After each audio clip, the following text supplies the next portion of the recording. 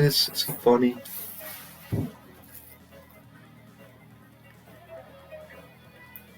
This is funny.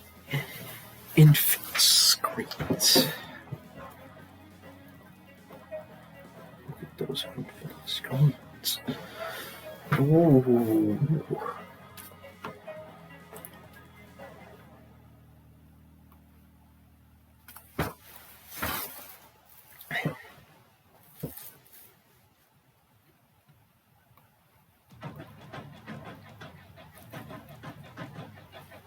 Well, they were all saying Chapter 4 sucks. That's what they were saying.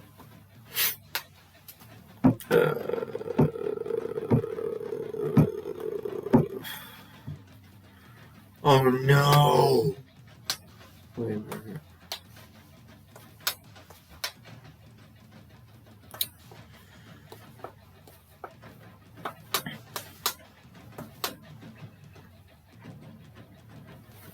Here goes.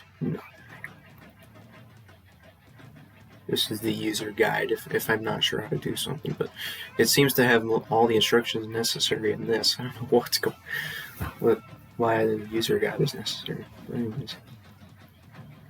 I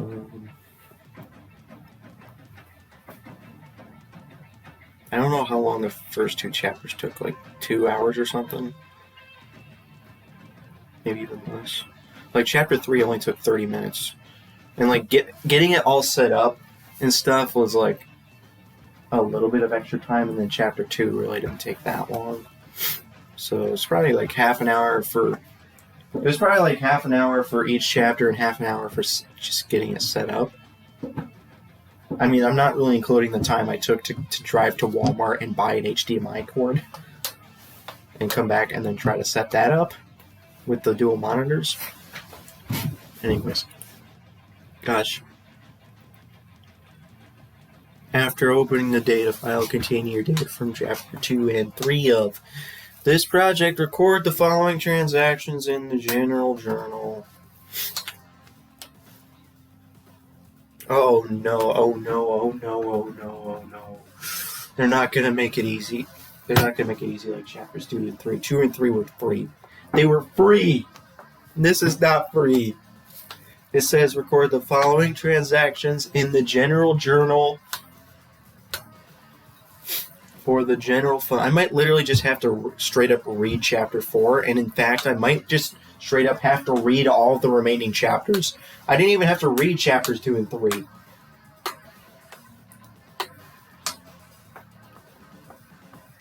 This is this is gonna suck if I actually have to read the chapters. But I think I am. I think I might actually have to. And that's a lot of chapters. I mean, it would be hard enough to read all the chapters in 3 days, let alone read all the chapters and do this project.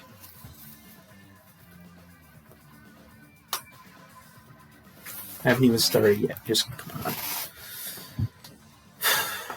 Because it says, and if applicable in the general journal, because I don't know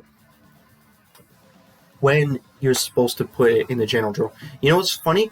I studied for our test. The way our test was, we recorded all the transactions for the general fund, but not the general journal. We recorded the general fund transactions, and then we transferred stuff from the governmental funds to governmental activities or something.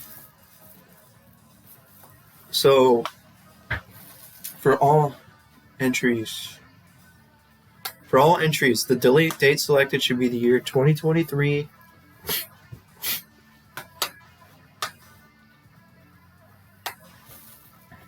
I don't know why they don't have some more specific dates.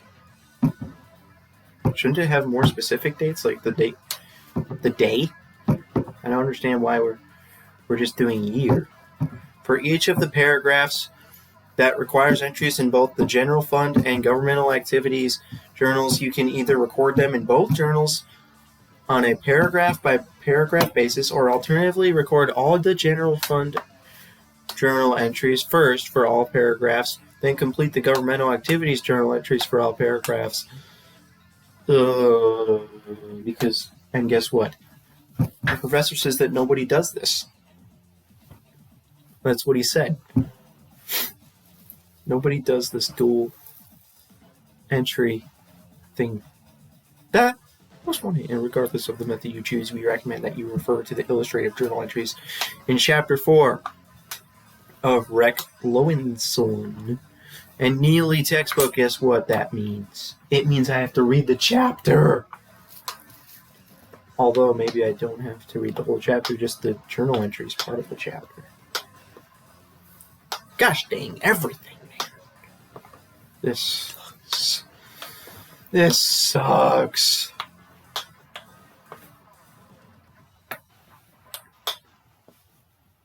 And I was not prepared for our test. So that's why it's not like I studied really enough for our test to really know how to do all this stuff anyways. For each entry affecting budgetary accounts or operating statement accounts. Wait a minute. What do you mean operating statement accounts?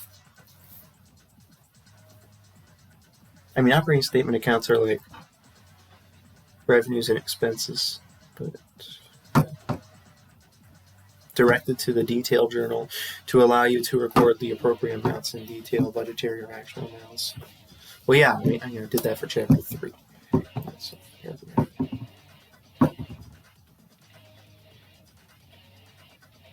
what? Why is this labeled as 4A1? Well, thank goodness it's labeled. That makes it so much easier. Okay, watch. I'm going to read this and then want to kill myself. I think that's fine to say.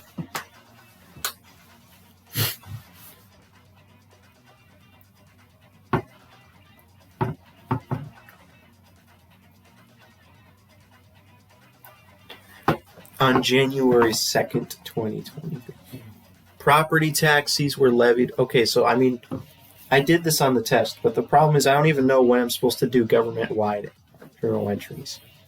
I have no idea, because that's not what I studied for on the test.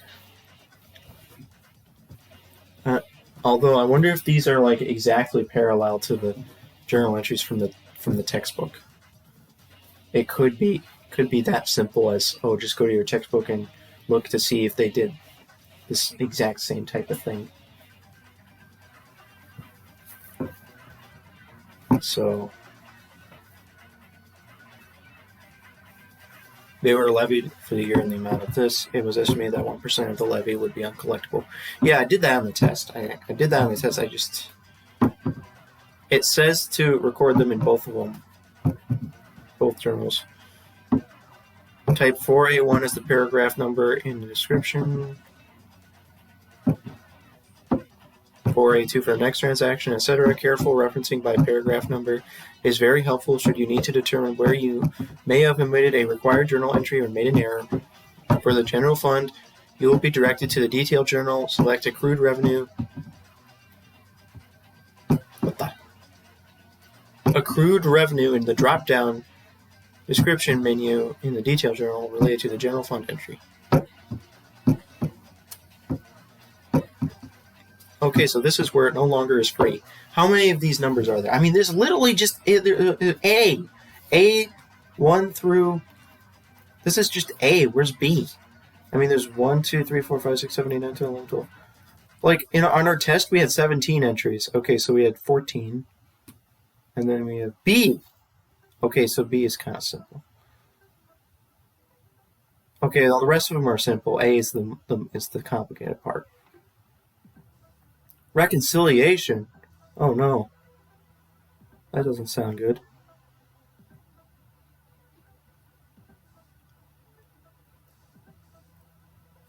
Crap. This is going to suck. But okay, we have 14 journal entries. Okay, so, I mean, it's not so bad because we did 17 journal entries. I studied 17 journal entries for our test, and then I did it. I was supposed to do 13 journal entries on the test, but I really didn't do all of them. I did a little over half of them. That's so bad. Did I seriously only do like half? I don't remember. It was probably more like 60 or 70% of the 13. I don't remember how many. Like, what, 7 or 8? Probably did like 7 or 8 out of the 13. Closing entry, we have 14 different transactions, and then we have all this crap afterwards. But here's the fun part. I have to do twice the amount of work because I have to record it in 2 separate journals every time. And yes, I could just wing it on a bunch of these because I did study for it for the test, but I'm going to hope that it's just in the textbook and I can use that to help. Also, I'm moving my computer closer to here. But I can't because that would block the view to this unless I turn this, angle this even more.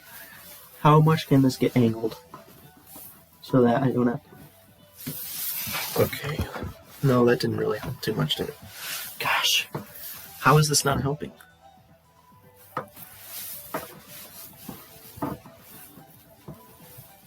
Oh, man.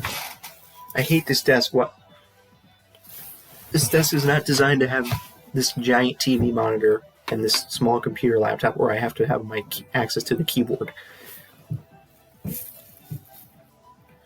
I wonder if I would actually be better off using the desk in the other bedroom for this setup. That'd be kind of interesting. That might actually work out better. Because the problem with this desk is there's the cabinets on either side. I just poked myself on a freaking exposed nail. Okay, then.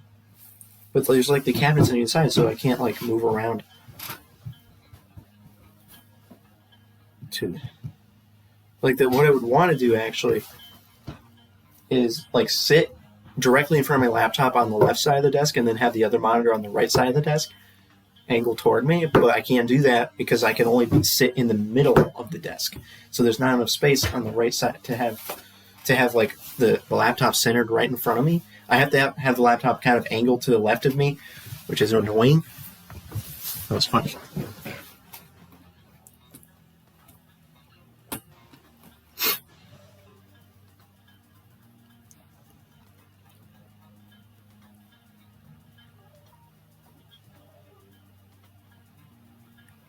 So it is time to start this crap. I mean, you would think it's not so bad. It's only 14 journal entries. It's just 14. How bad can it be? Well, it's 14 times 2 because of stupid dual entry. Do they all require dual entry anyways? I don't think they all do. Oh, freaking encumbrances too. Like, oh, great. That's budgetary accounting.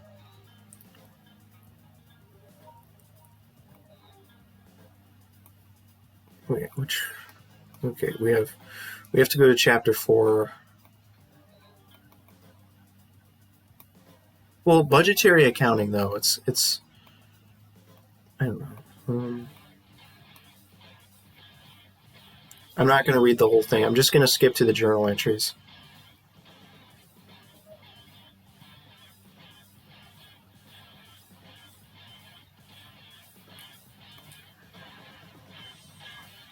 Dual track accounting.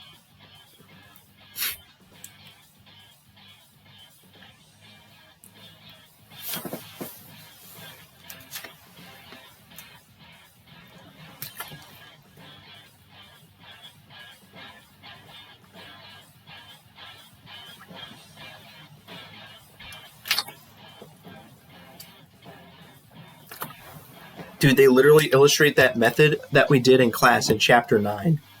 What on earth?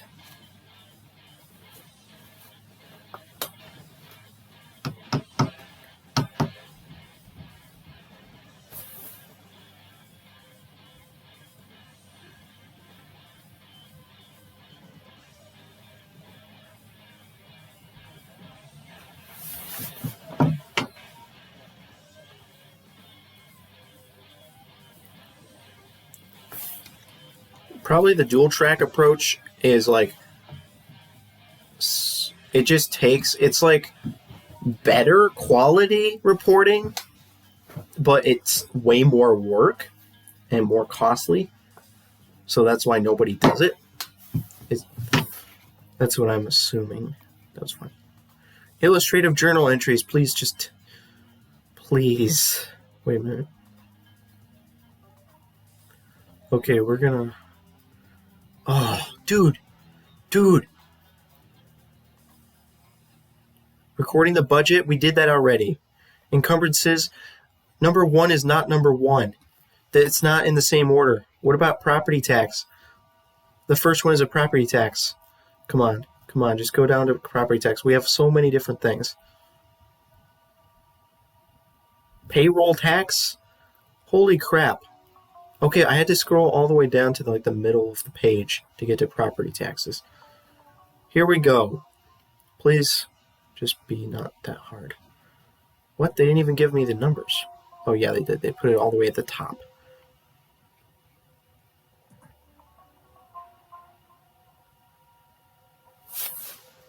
Oh my gosh, I think the estimated revenues is actually a necessary component. This sucks. This absolutely sucks. Wait, hold on a second. What, don't we have T accounts? Can't we see T accounts and stuff?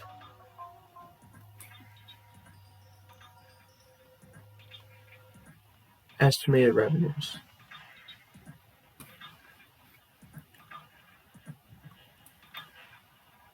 Because they literally used the amount of estimated revenue for something. What? Also, this is the 8th journal entry in this thing, but it's the first journal entry in our assignment. Why would they do that? Why? Okay.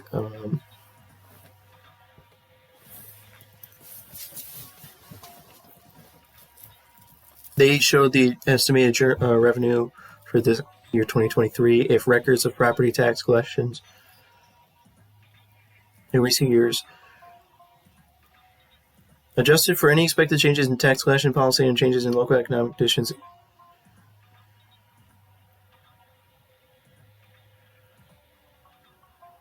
indicate that approximately 2% of the gross tax levy will never be collected. The gross tax levy must be large enough so that the collectible portion of the levy, 98%, equals the needed revenue from this source. Therefore, the gross levy of property taxes for the general fund must be this much. Okay, so they didn't make us do that calculation. They just gave us the amount, right? They gave us the amount. But they calculate the amount from their budget. So they levied $2.6 million in taxes, and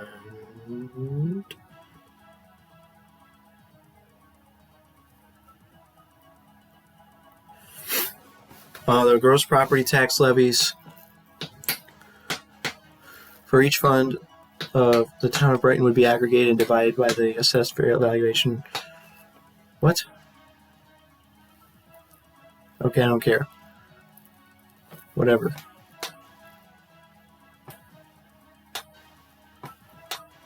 Okay, so the collectible portion of taxes, well, let's see what they say up here. 1% would be uncollectible. 1% of it would be uncollectible. Must be recorded as revenues of that fund. Collectible would be recorded as revenue. Uncollectible is recorded in a contra asset account. Okay, so we finally get to our illustrative journal entries. Holy crap!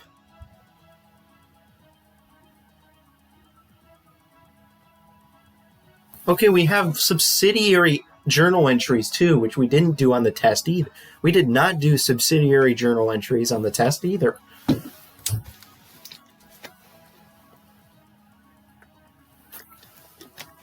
All I did on the test was taxes receivable, current, allowance for uncollectible. What? Current taxes. Why the heck would they name it that? I think that's got to be a mistake. and then revenues, and then extra stuff. First of all, the subsidiary ledger, revenues ledger, property taxes, and then the government-wide journal entry is exactly the same, except instead of saying revenues, they say general revenues, property taxes.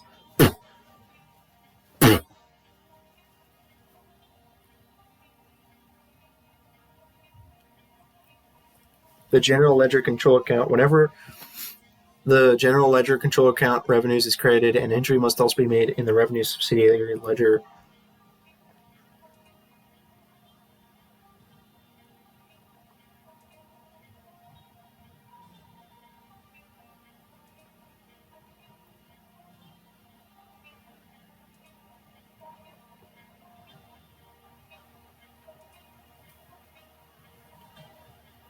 Hold up a second.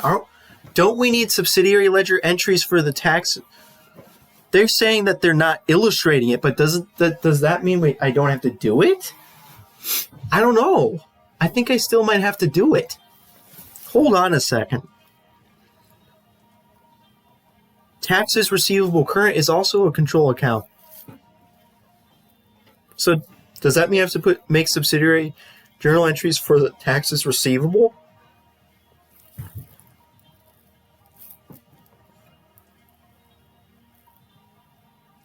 Oh, parcels of property. They're organized by parcels of property, so we probably won't have to do it then, because what? They didn't give us specific parcels of property.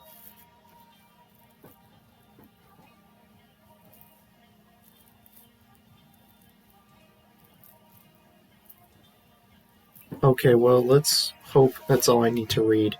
Okay, so we're now going to do this. You know, here's a way to do this. We're not going to put the amounts. Oh, we do. We do have to put the amounts. We can only do one journal entry at a time. We can't do multiple at a time. Or we can only do one item on the journal entry at a time, which kind of sucks. Because that means I have to switch between 3 windows constantly.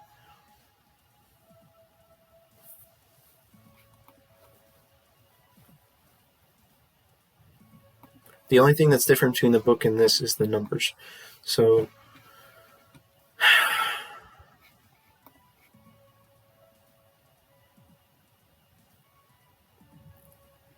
record the following transactions in the general journal. Okay, well, we actually, first of all, are going to be doing the general fund, and then we'll do the revenues ledger, and then the governmental activities. Although it might end up giving me the revenues ledger automatically.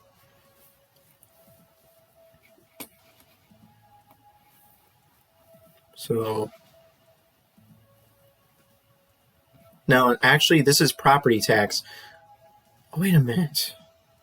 They don't call it property tax? We literally called it property tax on our test, and yet they don't call it that. They just call it taxes receivable. Like, they just generalized it to taxes. That's so funny, dude. Okay. Well, let's see if we have... Well, let's look for property tax. No, they don't have property tax. They're just going to call it taxes. So taxes receivable current. And this is going to be for paragraph 4A1. And then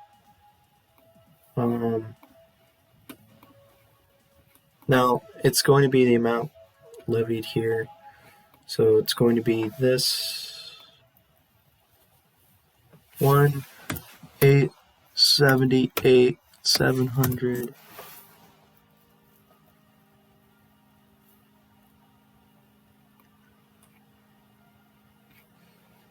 And then we have allowance for uncollectible current taxes, and the way they did that. Why would they put no space in between uncollectible current? Allowance for uncollectible current taxes.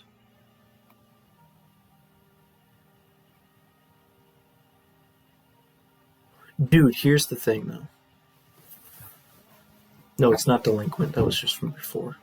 Uncollectible current taxes and credit. Now we have to do math, which means I need to get out my phone. And that means I can't just have my phone plugged in because that would be annoying. Thankfully, it's already at 98%, so never mind. What is 1% of the number? 1% is uncollectible. So 0.01 times 1,878, 700.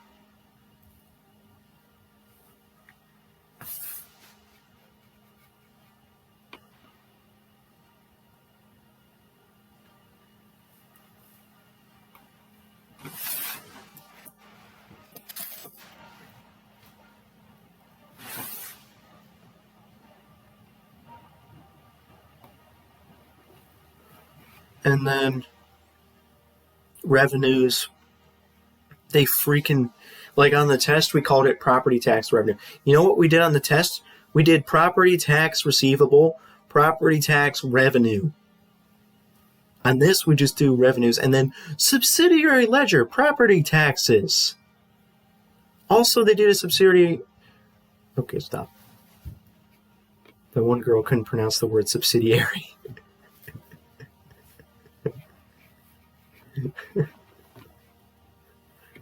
Revenue. Oh no. Well, I still need my calculator because I'm going to do subtraction and stuff. Revenues. I've trained my brain to whenever it notices my phone light is on to automatically check it. So I left my phone, calculator open on my phone, looked away, and then out of the corner of my eye, I saw that my phone was on. So then I suddenly looked at it.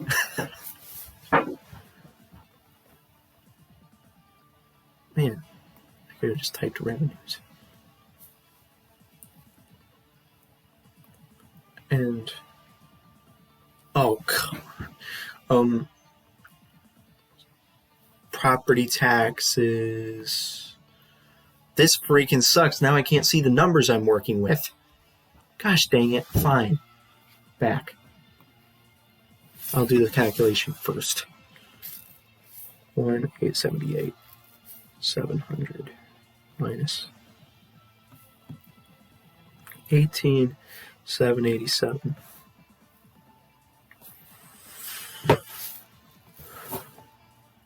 Oh, come on. Wait just a second here. I need to edit this.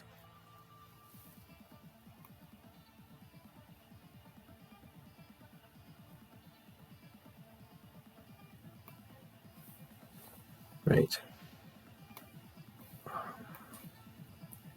Accrued revenue, they said you do use accrued revenue.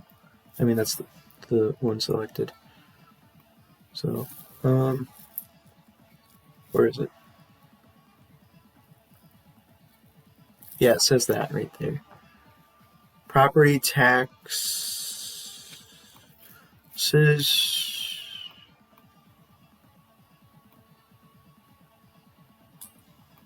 Revenues, property taxes.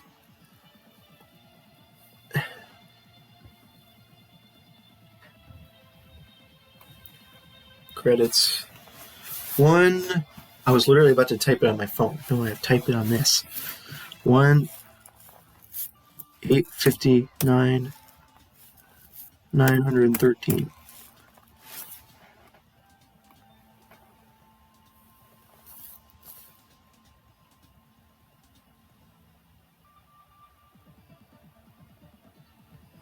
Dude, imagine if it puts this extra thing in.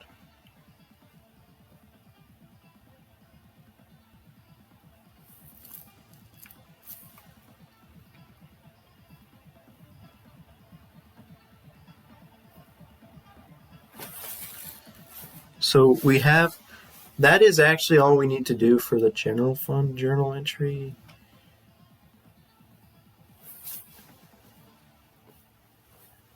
And I guess we're not going to post the entries until the end, right? We're just going to wait till the end and then post them.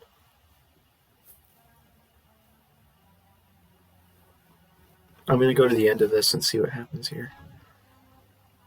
What they say.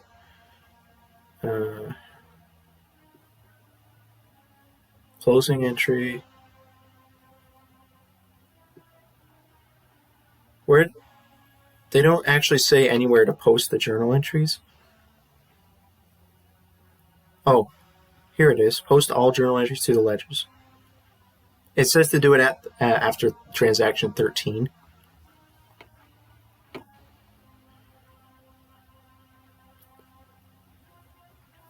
So I think we're good for this on the general fund, but we are not quite good yet because we need the governmental activities journal entry. So we need to go to this.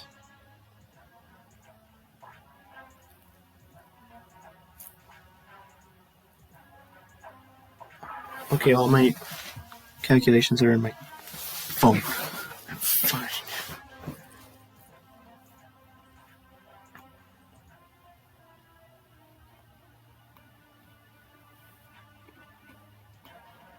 This is the thing that nobody does. Taxes receivable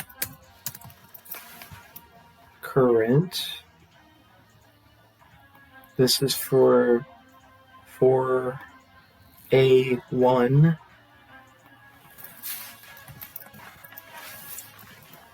And the debit is going to be, holy crap, this is so annoying. Like, this is where I want to have 3 monitors, because I'm looking at 3 different windows now.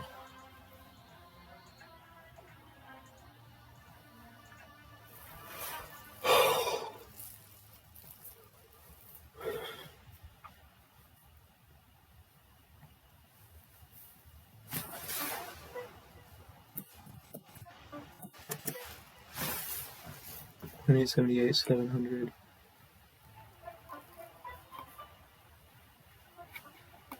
The next one is allowance for uncollectible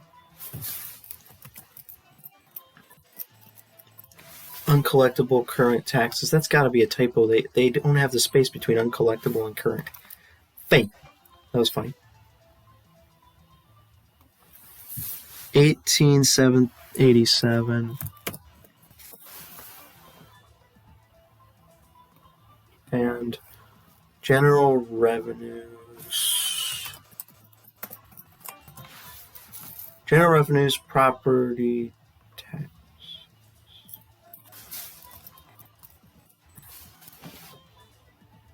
What?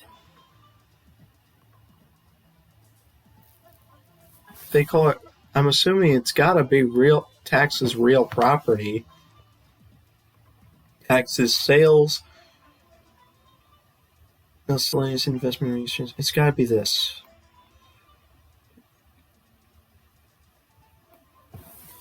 One, 8. And also this doesn't have a subsidiary journal entry? Okay.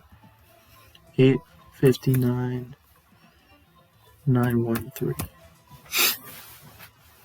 Like, why are there subsidiary?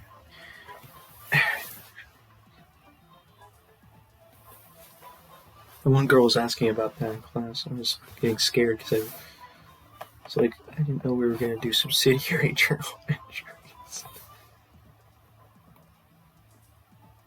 And that's it. That's it. We have completed 1 out of 14.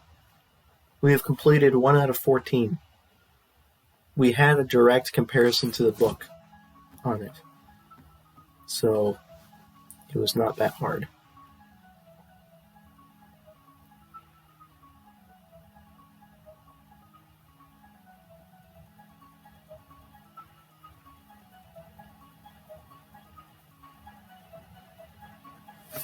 We have completed 1 out of 14. Took 34 minutes. Are you kidding me? No, I didn't spend 34 minutes on that one specifically. I spent 34 minutes starting chapter 4 and then doing the first journal entry.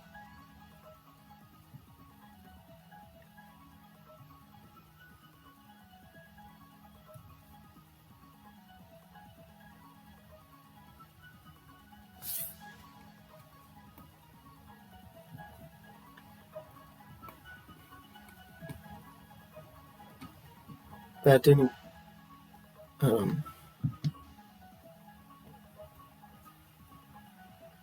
That one didn't give me any trouble. Number 2. Encumbrance. Okay. Oh, man. Encumbrances were recorded in the following amounts for purchase orders issued against the appropriations indicated.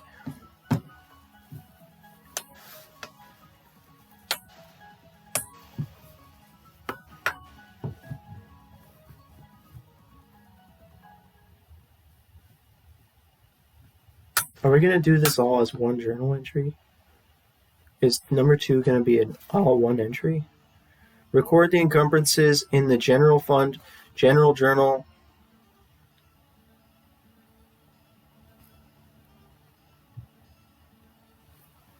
and detailed journal as appropriate. So this one doesn't require dual entries, apparently.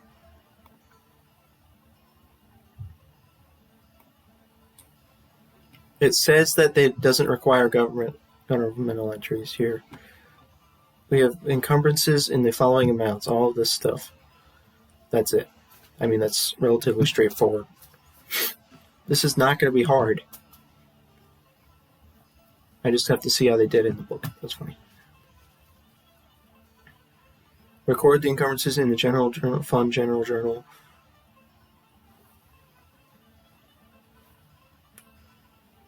Hold on. Detailed journal as appropriate. In the detailed journal, select purchase orders from the drop-down description menu. I mean, this should be relatively straightforward. So, and I think I might have to go back to number 1 for the examples in the book here.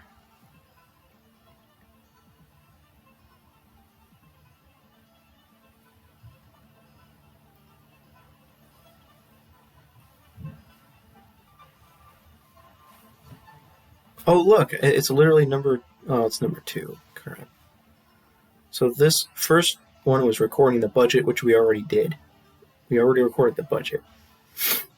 So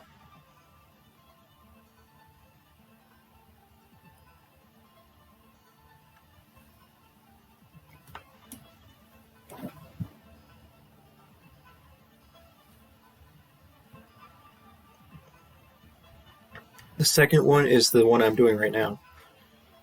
So they placed $59,000 of orders, purchase orders.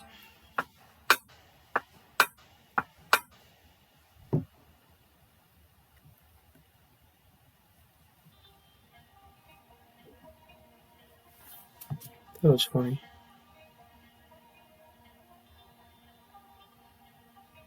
Are we gonna put the amount of 2023 on here?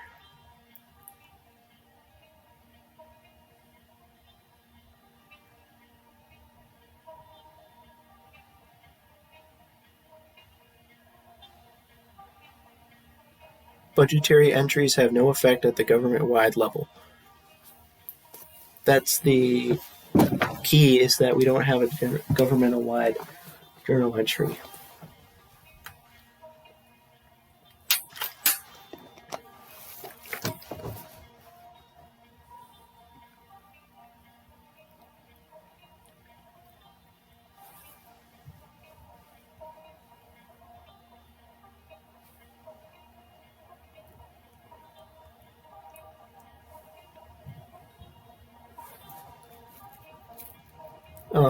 Encumbrances debit and encumbrances outstanding credit. What?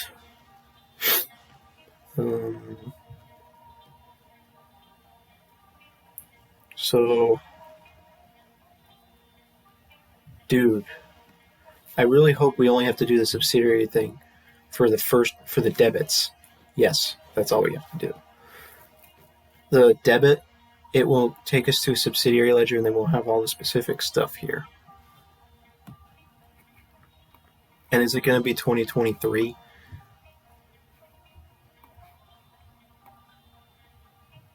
Yeah. You please just give me what I want. It's at the bottom? Thanks for putting it at the bottom, dude. You know what? I'm just going to search. It's more...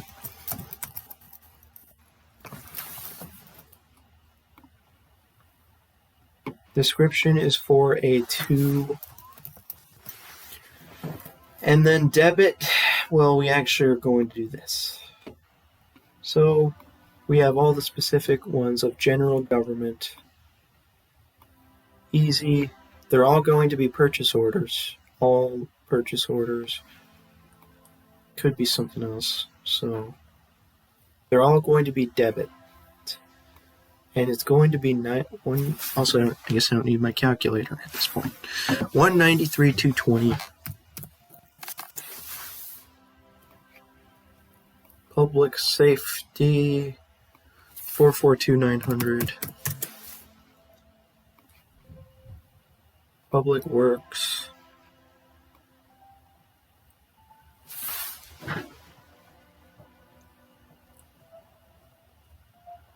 216,632. Health and welfare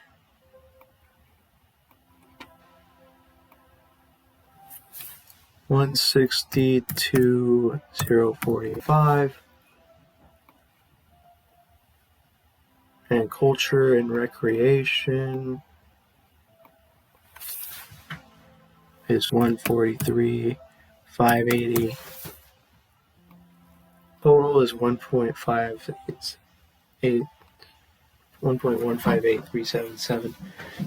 And that's it.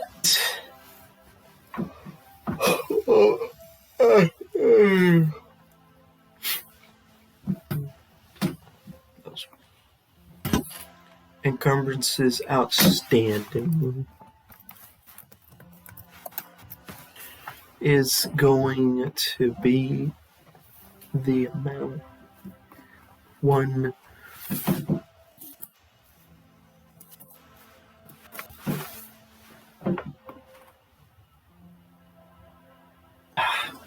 482.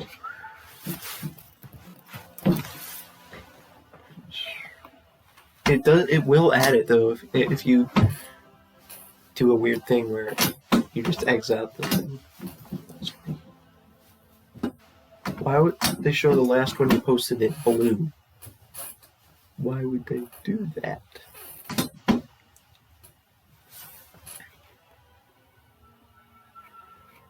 We finished 2 out of 14. Second one only took 9 minutes.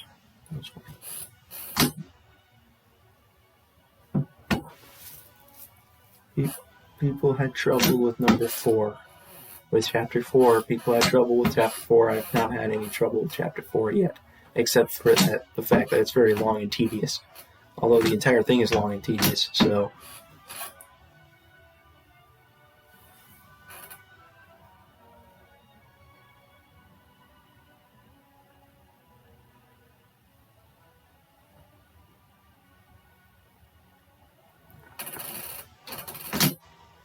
Number 3.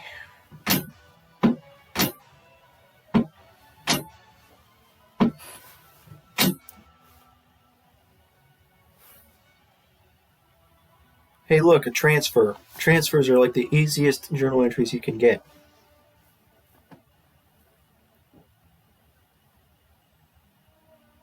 Because I remember it being so incredibly easy when I was studying for the test.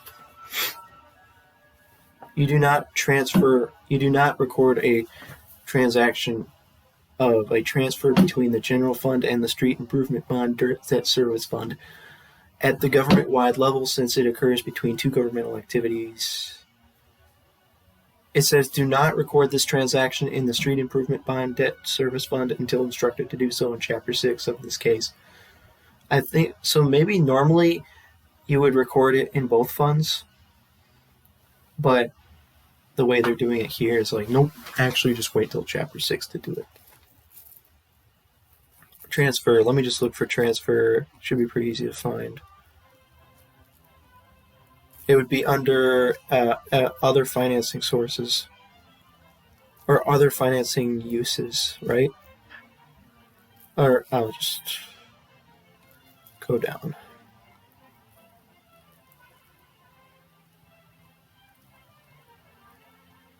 Other revenues. No,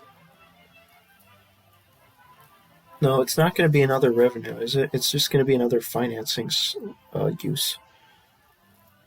Please tell me it's on here, dude. It's literally not. Wait a minute. No freaking way. There's no freaking way that they don't have a transfer. There's no way. Did I skip it?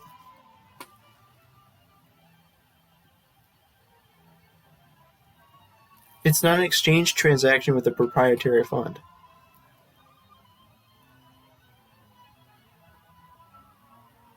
There's the accounting for supplies, adjusted entries. No freaking way. I don't see it. I don't see it. Purchasing transactions, payment of liabilities, payrolls and payroll taxes. How am I missing this? How am I missing this? How? It's got to be under other revenues. No, it can't. No. No, it's not other revenues. How is it freaking not on here?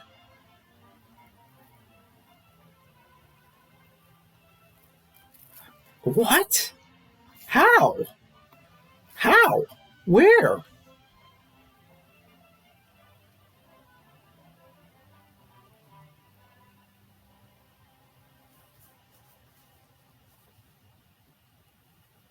Supplies purchased from an internal service fund. No, that's not what happened. They transferred money to another fund. How is this not here? How? You would think that would be a major topic for the general fund, for it to transfer money to other funds.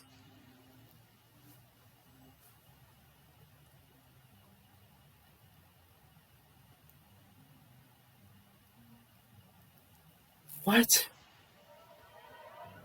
How? How is this? This is ridiculous. They seriously don't have transfers? They don't even cover it? Special revenue funds. They cover special revenue funds.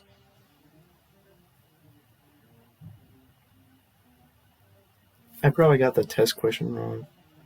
Oh, here we go. Interfund activity. I had to go like 3 billion pages into the chapter to find this. Okay, fine, jeez. Fund loans, transfers, finally, jeez. That took forever to find. And it was all for nothing because I already know how to do this.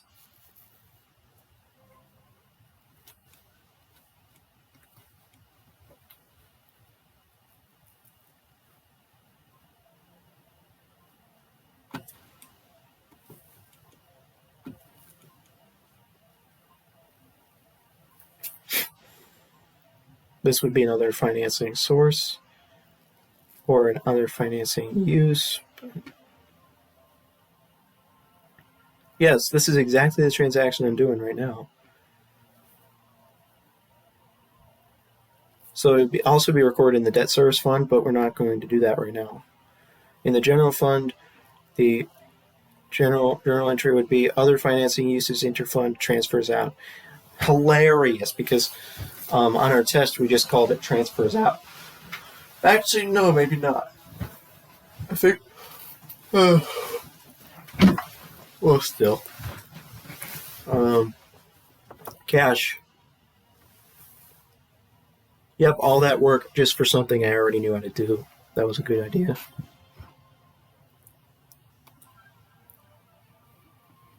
I gotta finish this number 3. Number 3 is free.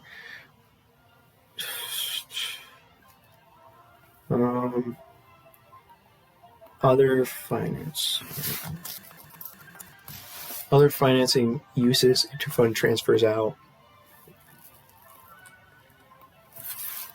3 It's going to be 38,750, and it's just going to be cash credit for the amount.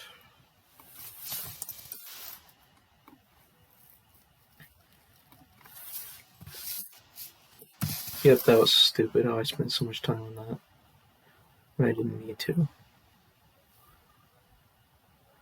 We finished 3 out of 14.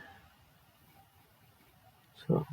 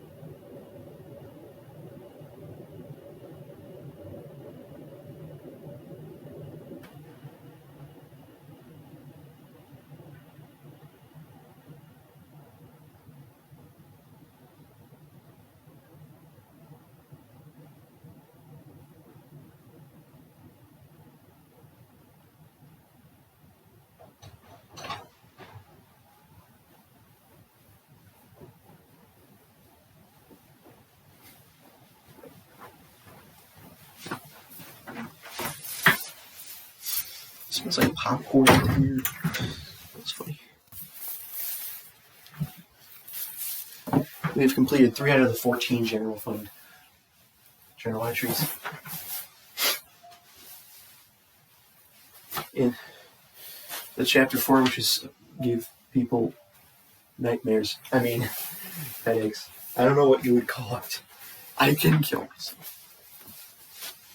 Haven't I decided before that I'm just going to allow myself to say that now on video?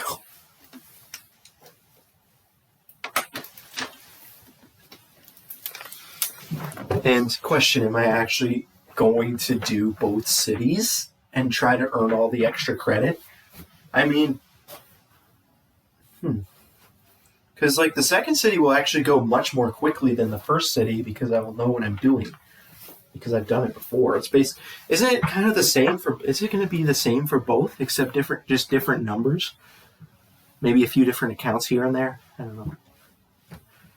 Like, how different are the 2 cities going to really be?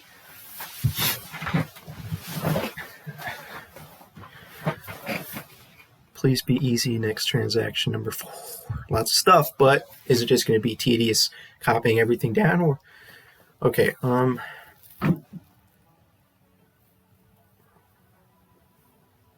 Look at all this. Cash was received during the year in the total amount of this for collections from the following receivables and cash revenues. As indicated. What is this? Receivable collections? Receivable collections. Cash collections of revenues. We have accounts receivable collections, and we have sales tax. We have revenues, and then so record the receipt of cash and the related credits to receivables and revenues accounts as applicable in both the general fund and governmental activities journals. Come on. Okay, this one, I think it's just going to be long and tedious. It's not going to actually be hard. Select received in cash in the drop-down menu in detail journal. For purposes of governmental activities entries at the government-wide level, assume the following revenue classifications. Oh, good. Hold up.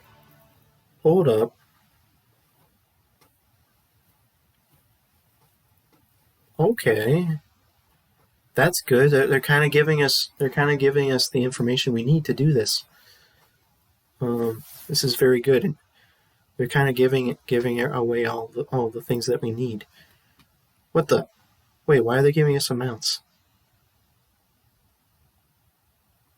Oh, they're even giving us specific amounts for some of this stuff.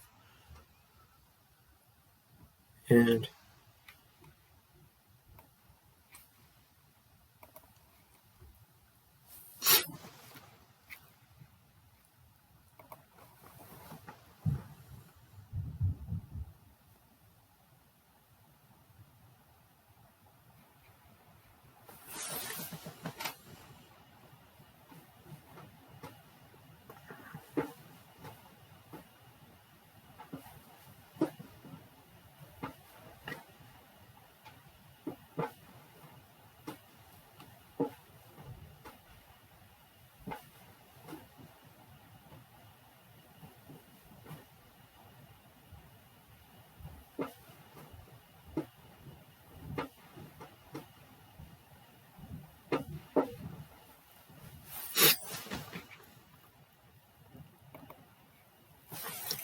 who composed this again?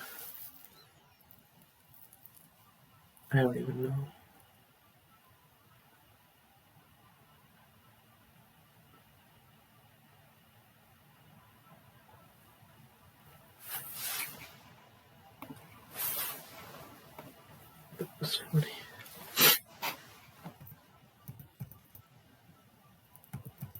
Really? What are you doing? We're going to see cash was received. Let's see if we can find this stuff here in the examples. Let's see. Maybe not, because it's kind of weird how they have this. This is them paying stuff, but we're talking about receiving cash. So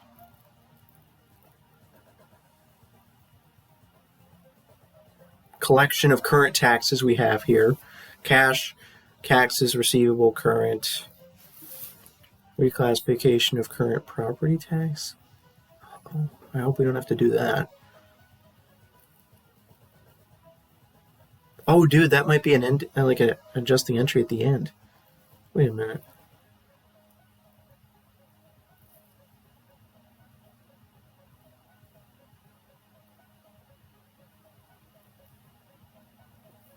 Collection of delinquent taxes. Corresponding journal entry. We have all these entries for collecting taxes. I might have to look through this again while I'm doing it.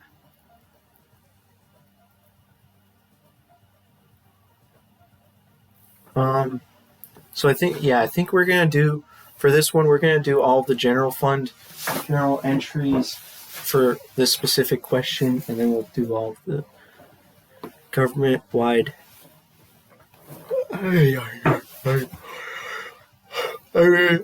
It might just be really self-explanatory. So first of all, we are going to have a current property tax. Okay, so I think it's not going to be current. Taxes receivable. Is property tax in here? It's weird how a lot of this you actually don't need to look in the book because you can just kind of search around in the there's no tax. So tax is receivable current. Current tax is receivable current, and then we're going to have a subsidiary entry, I think. So And this is 4, and this is going. Oh, what? How is there no subsidiary entry? How? You don't record a subsidiary entry for this?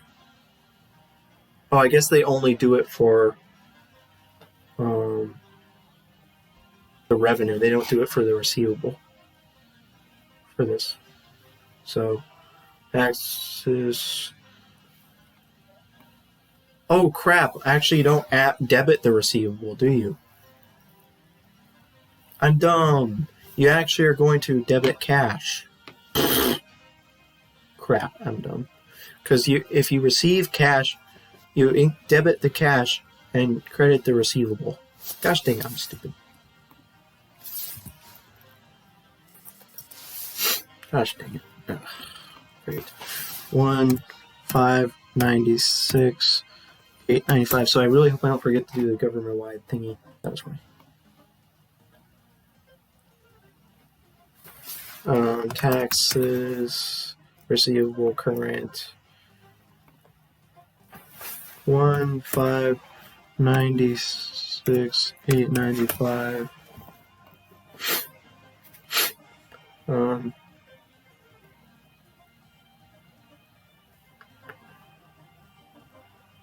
Dude, you know what's insane? I just realized we have to do 1, 2, 3, 4, 5, 6, 7, 8, 9, 10, 11 journal entries for this specific question. We have to do 11 journal entries times 2. Times 2. We have to do 22 journal entries for number 4. That's awesome. It's just going to be a lot of tediousness. It's not like actually hard. So anyways. It's funny how when I push this, it automatically does that. Like, seriously. Thanks. I'm just increasing the volume of the music. That's all I'm trying to do here. Delinquent property taxes. Taxes receivable, delinquent. Oh, again, I have to do cash. Stop being stupid.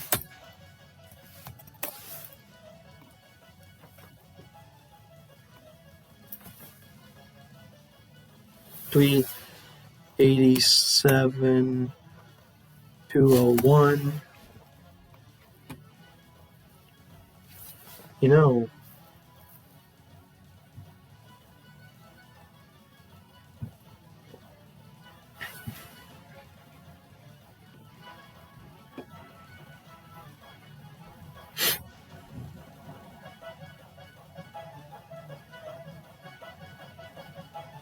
what if we did the cash as all one journal entry?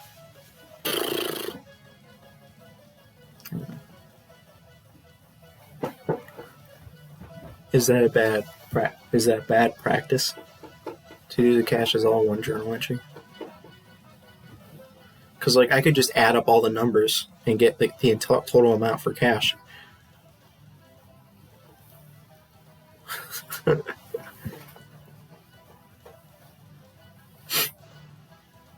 Gosh dang it. Taxes, delinquent, civil delinquent. 387, 201. Now we have cash again. We're just going to be, remember, just do debit cash for every single one. 34, 270. And then we have interest and penalties receivable on taxes. 34, 270. Cash and 4600. Oh no. I thought I typed cash. What's wrong with this thing? What happened here? Due from other funds. Uh-oh. Now, due from other funds could be weird. I remember that being a weird thing. Uh-oh. Let me go down here for a sec. Oh, they don't have due from other funds. Oh no.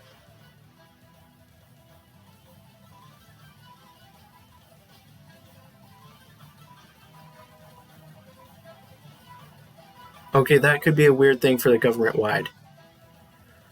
The due from other funds could be weird for the government-wide.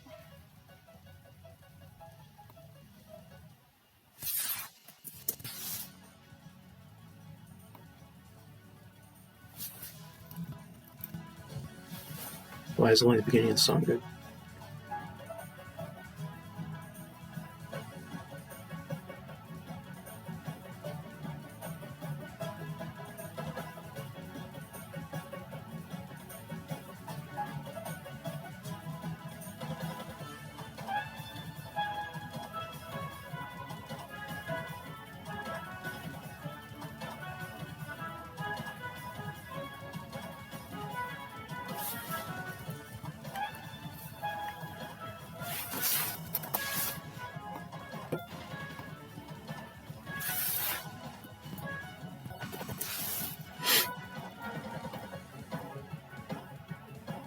I wonder if this would just simply be easier if it was full screen.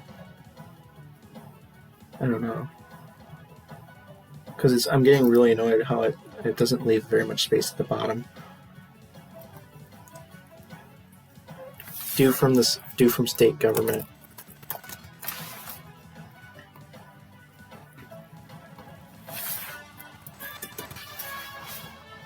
I don't know if this is going to fix the problem. Yeah, it's not fixing the problem to have it like this. So, come on, so that was great. Hey, it actually put it directly back where I wanted it. This was receivable collections. Now we have collections of revenues. So, it's the same thing, pretty much.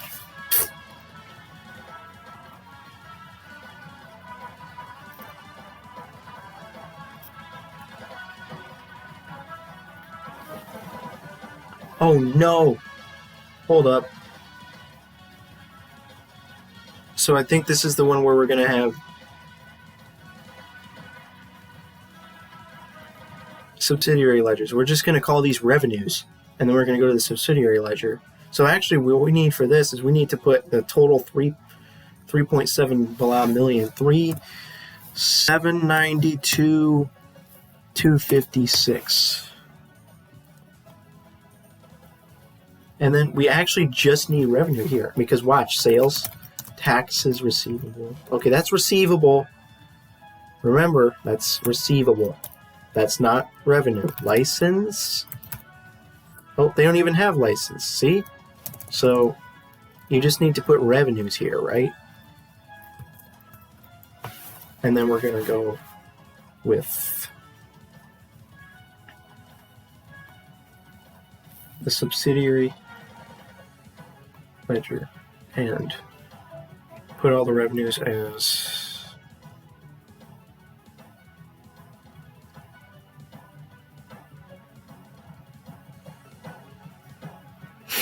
so received in cash. All of these will be received in cash, and they will be listed. Sales taxes is the first one. Sales taxes is the first one. And it's actually going to count as received in cash, not accrued revenue. See? Received in cash. So, and a revenue is a credit. That was funny. So, we have 1,579,203. Licenses and permits. 497,960. Fines and forfeits. 173,590.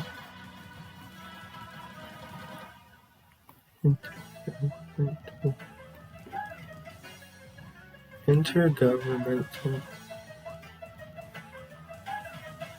What is going on?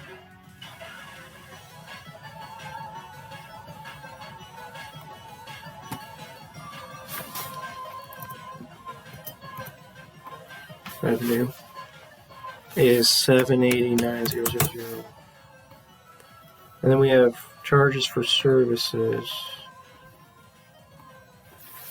661,253. And then we have miscellaneous revenues 91,250. And that's it. We have the total amount of 3,792,256. So that's it. Cash revenues, and then we have all these receivables, which are not going to be subsidiary. They're going to all be individual. Okay, so that's it for the general journal, right? So it turns out we didn't need an individual journal entry for all the revenues because it's just subsidiary stuff. That was funny.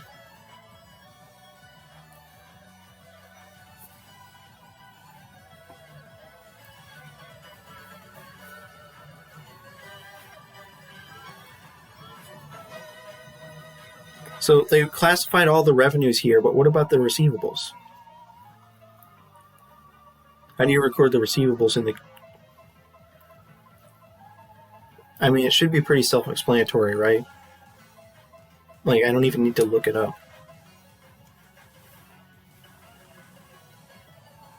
But I guess I could.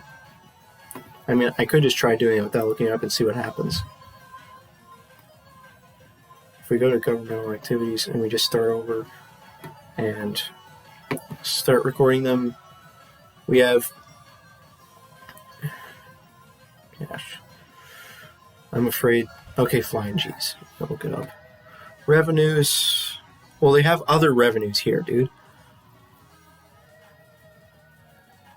What is this revenue that they recorded? Sales tax receivable? Wait a minute. No, this is revenues. This sales tax. Hold on. Here's the governmental activities. We have sales taxes, license. Oh, look, it's literally just right here. It's all here. It's all right here. I mean, these are the revenues at least. But we just need to figure out the receivables. They actually have the receivable here in the governmental activities. Sales taxes, receivables, literally the same thing. But instead here for the... What about this? Okay, so... No, it's like self-explanatory. You just do cash. No, this is not a collection of a receivable. Okay, wait. We have how to do the revenues. It just gives us all the things. And it gave us it all in the question. Okay, what about collection of receivable? How do you do a collection of receivables? I don't know. Why can't I just find it? Receivable. Well, crap. This is just wonderful. Here it is. Here's collection of current taxes. General fund and governmental activities, they're the exact same entry. Well, if they're the same entry for that one, then you would think they'd be the same entry for like pretty much all of them. Well, I don't know. Because we have a bunch of different things. Because, like, what about the collection of delinquent property taxes? Oh, it's the same for both. Funny. Wait. No, this is a really classification, you stupid idiot.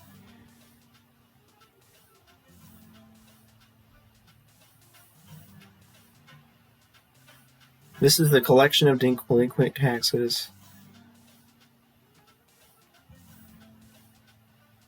Here's interest.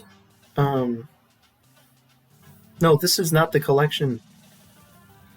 This is the revenue. This is not the collection of it. This is not the cash collection. Here's the cash collection. See? In the governmental funds, cash taxes receivable. Oh no! This could suck. This could suck. This could suck because look at this. There's extra stuff.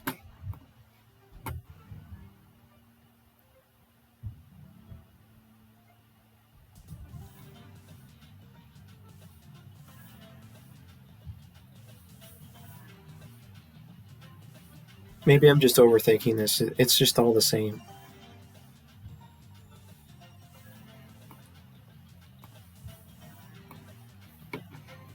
Governmental activities, government-wide level. First is current property taxes.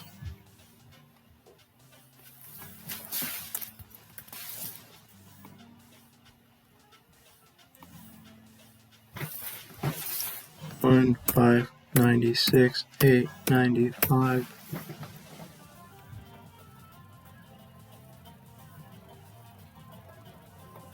I was scared for a second.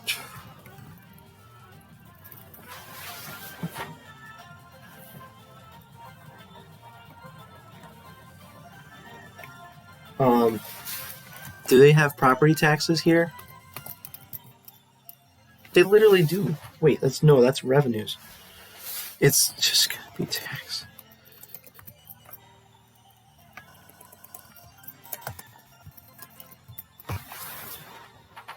It says current property taxes. Taxes receivable current. Current property taxes, taxes receivable current.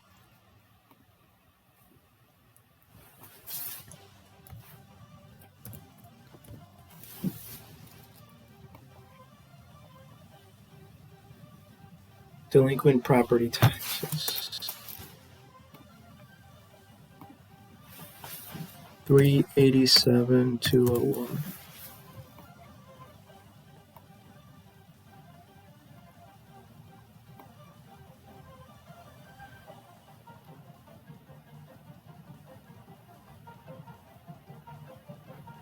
Taxes delinquent taxes receivable. Delinquent 387,201. Interest and penalties received.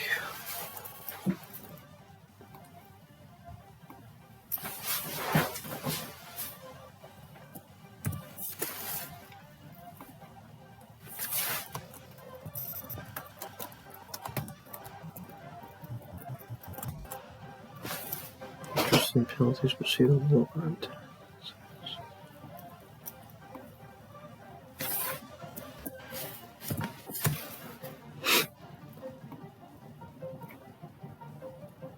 Due from other funds.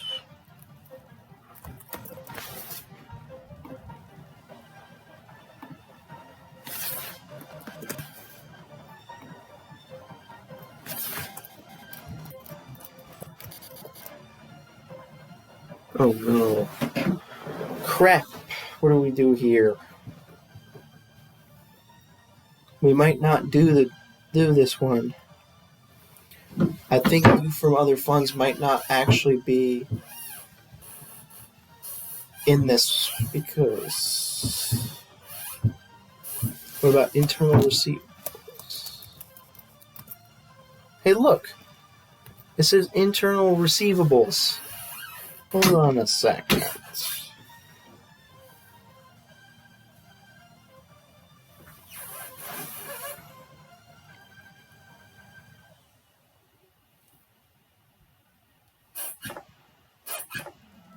They call it due from other funds / internal receivables. Oh, come on.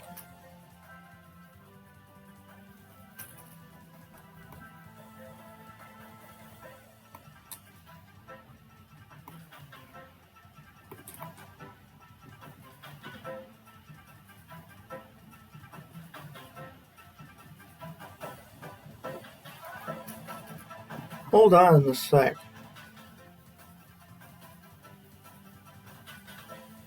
Where's the reciprocal exchange? Where in the chapter was that discussed? Let's see. I mean, that's exchange transactions with proprietary funds. Supplies purchased from... Okay, what does this say? It says due from other funds / internal receivables. Wait a minute, did we have a due from other funds thing before?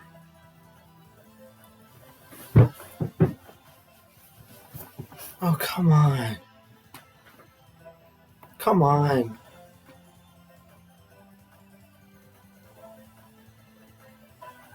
No, it's due from, not due to.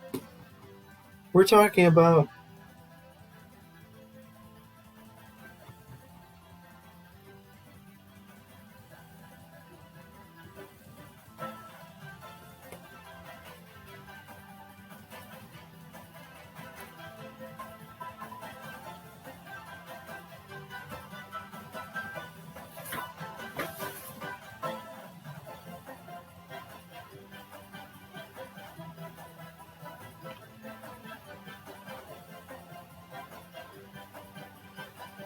Okay, no, they didn't purchase supplies from a fund. It says due from other funds.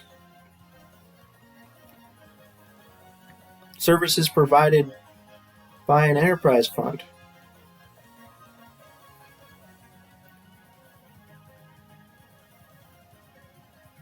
Again, we're...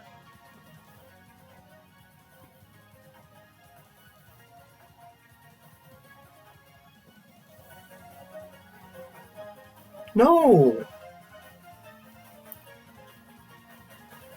It says due from other funds.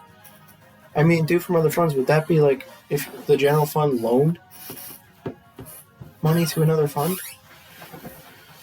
Come on!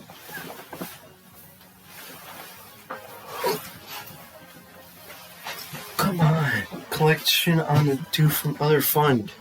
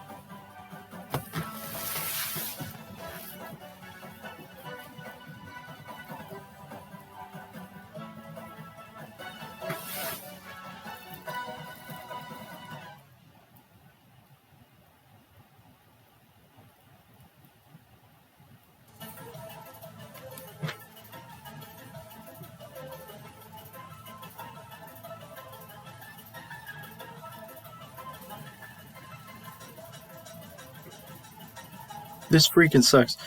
They don't touch. Oh, due from other funds. Due from... How is due from other funds not even in the book? Due from... How? How? It's not. I just typed the word due. It's not going to be here. There's due to. There's not due from. What? No way. They seriously don't have that.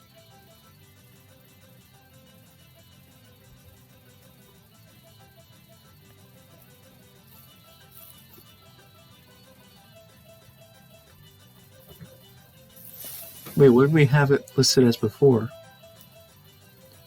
We listed what did we list it due from other funds? Hey, look, it's just simply due from other funds. That's it. It was just due from other funds. What about internal receivables, though?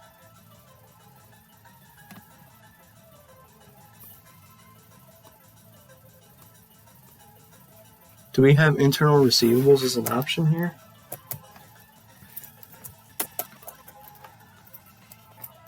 Okay, internal receivables isn't here, but due from other funds is here.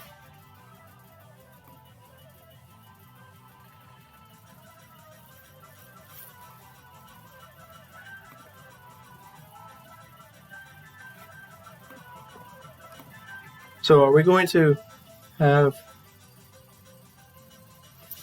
have internal receivables right there?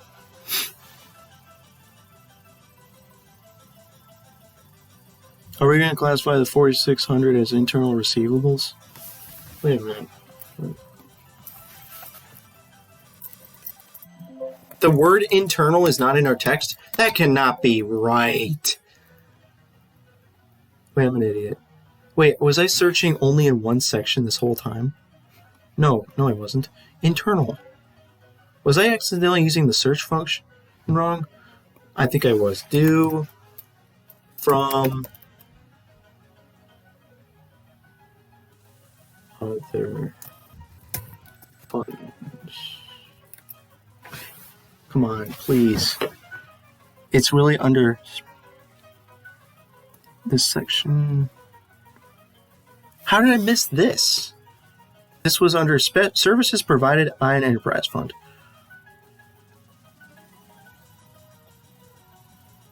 Okay, I think this is where we need to do this.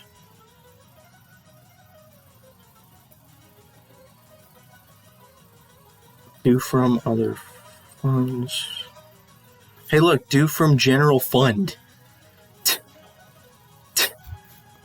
Okay, look.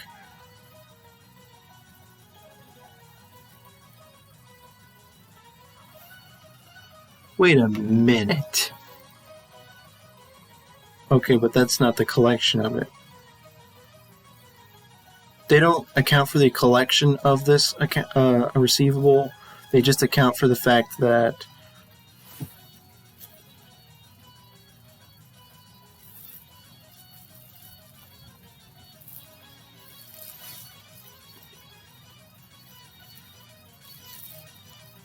internal balances.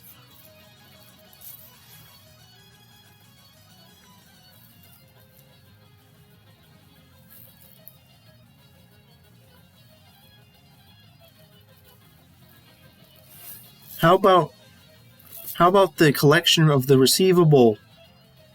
How about the collection of the receivable? Hello?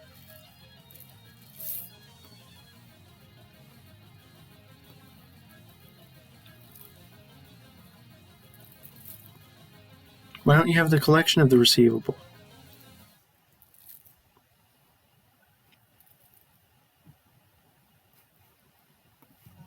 They don't actually have it. But I think they actually do want us to put... it's not like you just omit it entirely. I think you actually do put internal receivables for business type activities, which is like, I just thought it for 5 years for no good reason.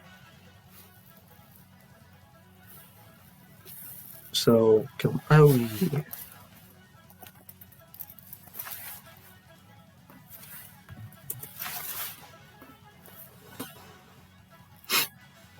You know what would be nice is if they had a check number at the end, so you could check your work. Like, say, okay, your total, for this report, for this question, you should have this a number for debits and credits. If you didn't, that means you did something wrong. Please, why can't you have check numbers? Come on.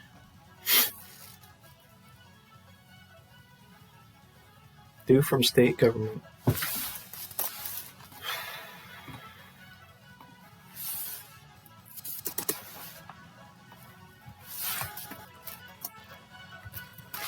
Due from state government.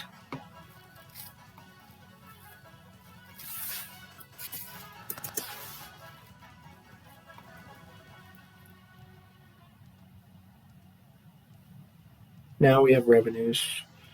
So cash and 3792256, and then we have revenues and then subsidiary ledger. Oh no! We don't have subsidiary ledger. We have individual accounts. Sales taxes.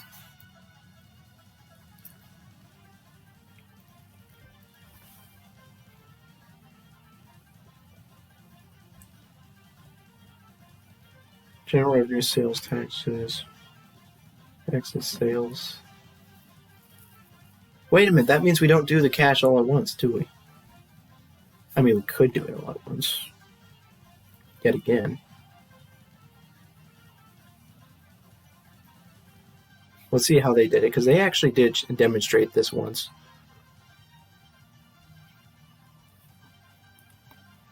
Dude, I think they didn't have all the cash things as separate.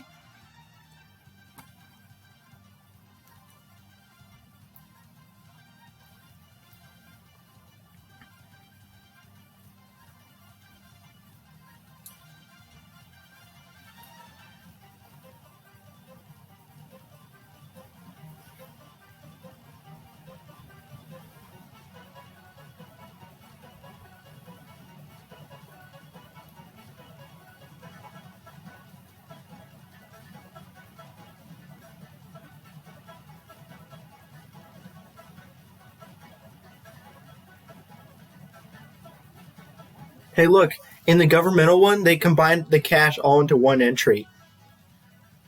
They combined the cash all into one.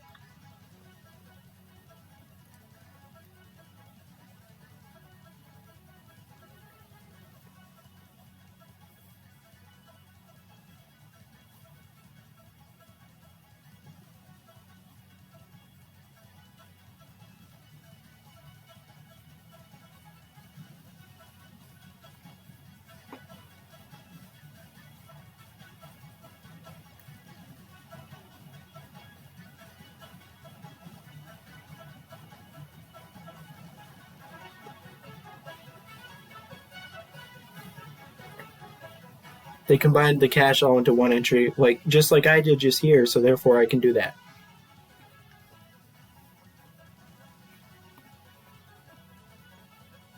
So,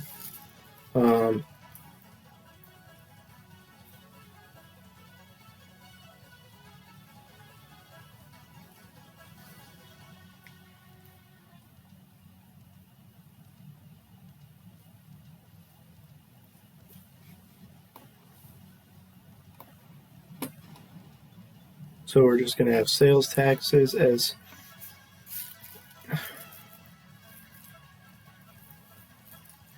wait a minute. 1,579,203, and then we have license. Oh no, license is not on here, so we have to look for it here. Like, we would have been screwed if we didn't have this.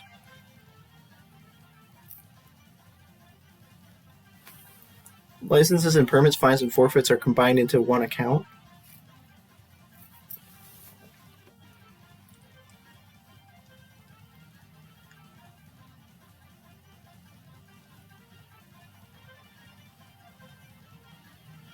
Program revenues.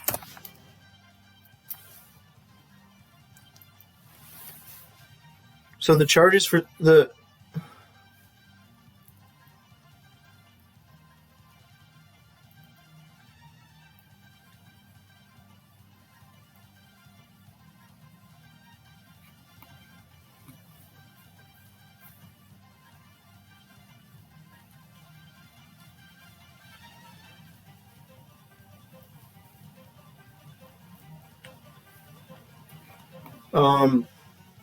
general government charges for services.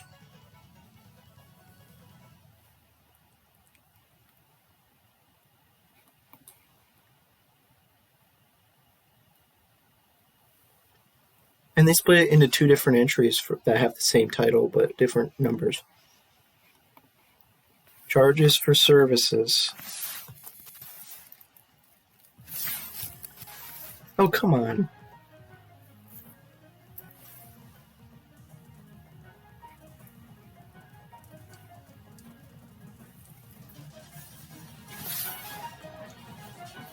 Program revenues, general government charges for services.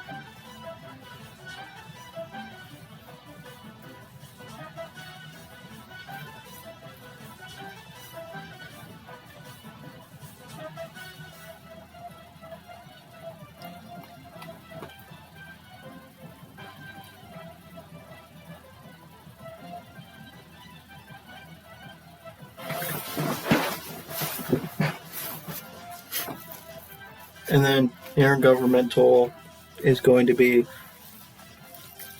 yeah, this is completely. They split intergovernmental into multiple parts. So, intergovernmental, we have program revenues, public safety, operating grants and contributions,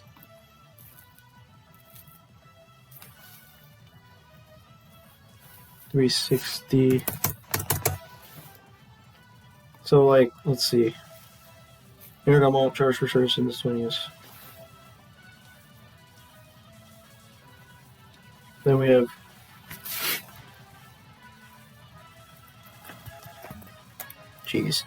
program revenues, health and welfare, program revenues, health and welfare, operating grants and contributions.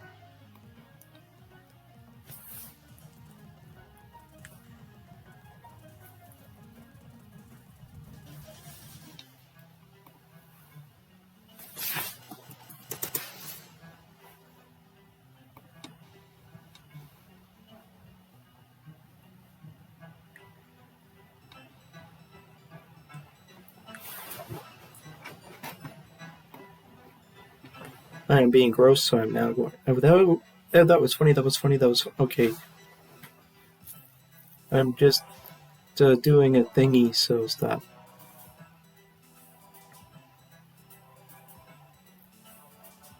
No, I'm doing the homework. I'm not. Gosh dang it! Why did I have to announce that? I just have a habit of biting my lips. That was funny. Stop.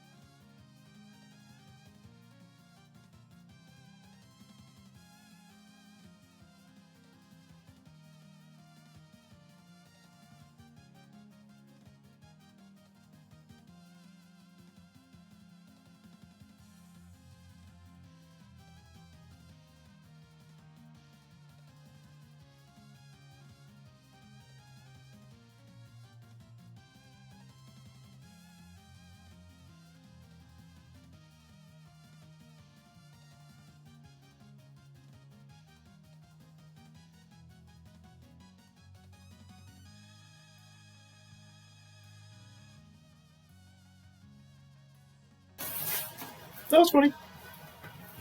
We have completed 4. 4 took 1,000,000 years. Okay.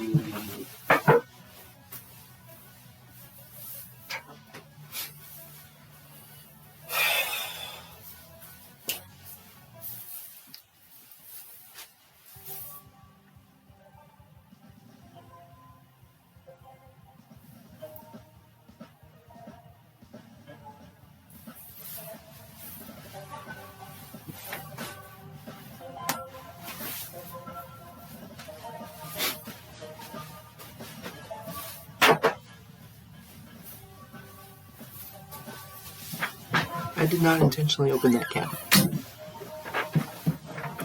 So yeah, 4 took 1,000,000 years. Okay, please. 5 doesn't have as much stuff, so it shouldn't take that long.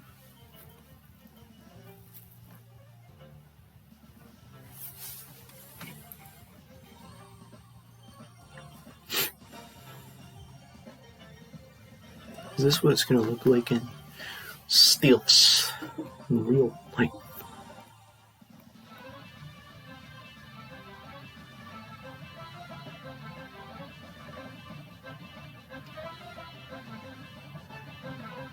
You would think there'd be, like, more funds here. Oh, wait, no.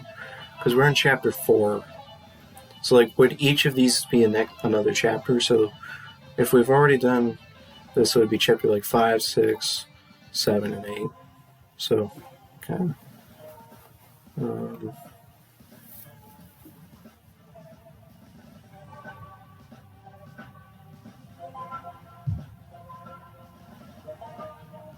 I really hate the fact that you can't distinguish between different journal entries here. I mean, like, if we could just put a space in between them, it'd be nice. I don't know.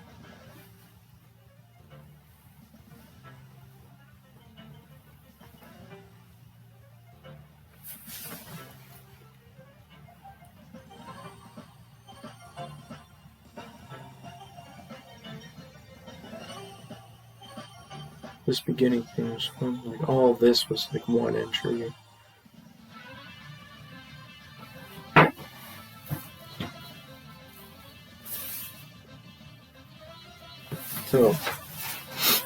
So number 5, please be easy.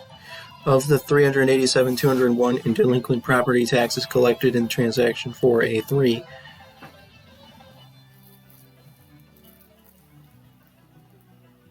wait a minute. No, it wasn't 4A3. What are you talking about? It's right here. What the heck are you talking about? What are you talking about? This was 4A4. 4A3 was the transfer, which was very easy. I think they're mistaken there.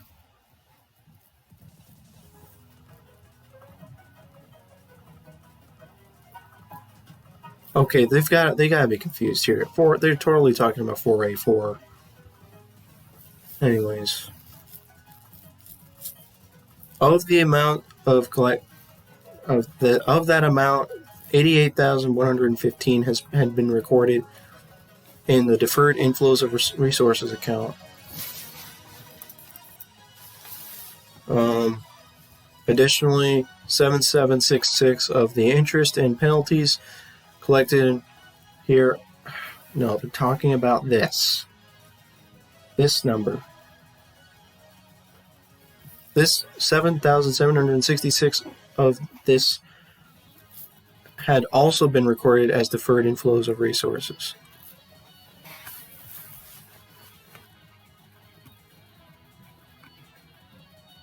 In the general fund, recognize the property tax revenues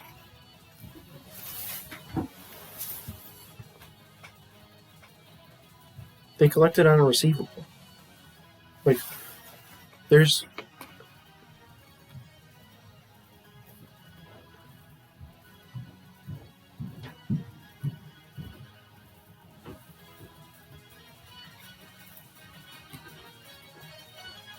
to do this, debit the deferred inflows of resources account and credit related property tax revenues and interest and penalties revenues. Okay, well, I mean, they basically just told you how to do it. Okay. I mean, can you just do that for every question?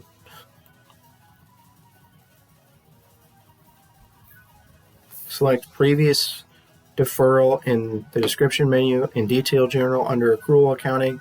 The deferral was not recognized in the governmental activities journal. Therefore, there is no need to record a journal entry in the governmental activities journal.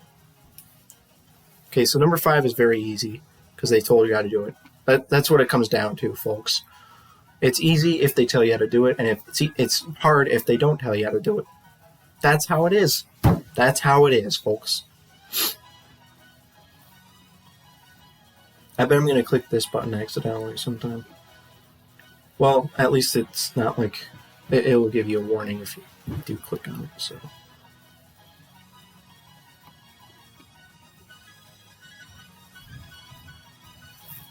So it says, debit the deferred inflows of resources.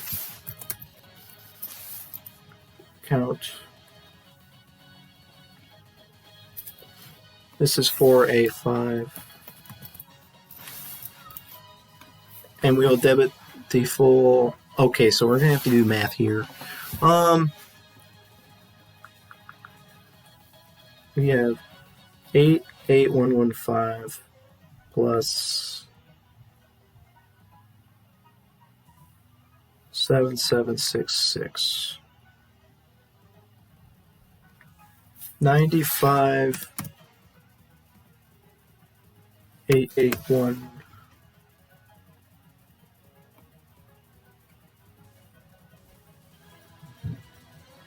Then we have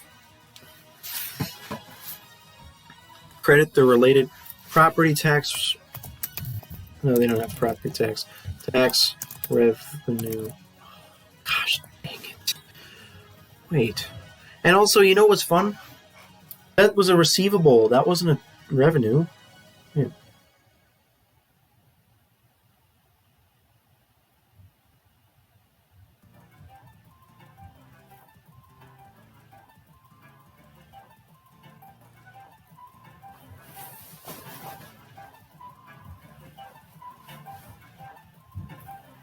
Do you count this as a revenue? Wait a minute. So it says recognize the revenues in... So that means you count this as revenue. You count this as a revenue. Tax receivable. No, it's not tax receivable. Oh, it's just revenues. Wait, these are both revenues? Property tax revenues and interest and penalties revenues. And then you're going to have property tax. And then it's going to be counted in previous deferral.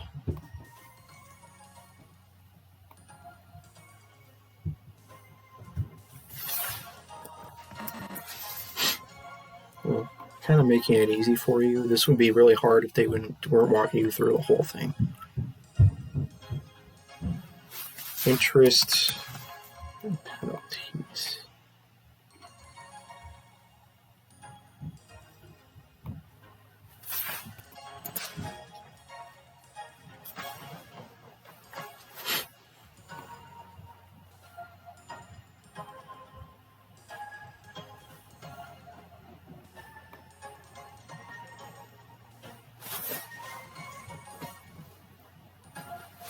A deferred inflow of resources is kind of similar to a liability because it's a normal credit balance.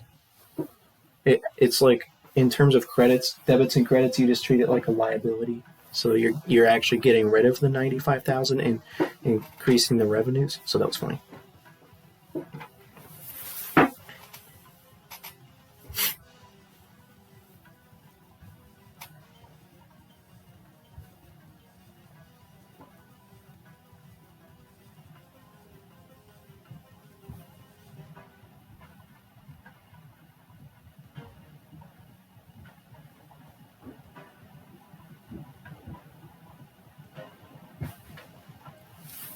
5 is done. I mean, 5 was so easy.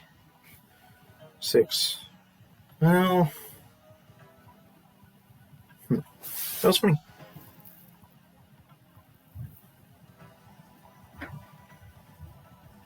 Oh, this is gonna suck. This. Oh no. Payroll question. Dude, that was so weird when I studied that payroll thing a couple days ago, and then I just skipped it on the test because I didn't have time. Because I had no freaking clue what I was going on. Like, I figured out how to generate the numbers, but I had no clue why I was doing what I was doing.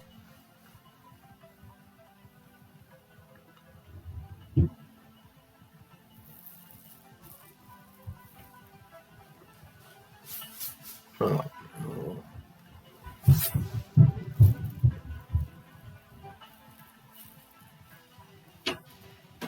Well, this is going to suck. Okay, number 6 is going to take 5 billion years. Gosh dang it. Can you even see number 6? Like, how hard is it for you to see the questions I'm looking at?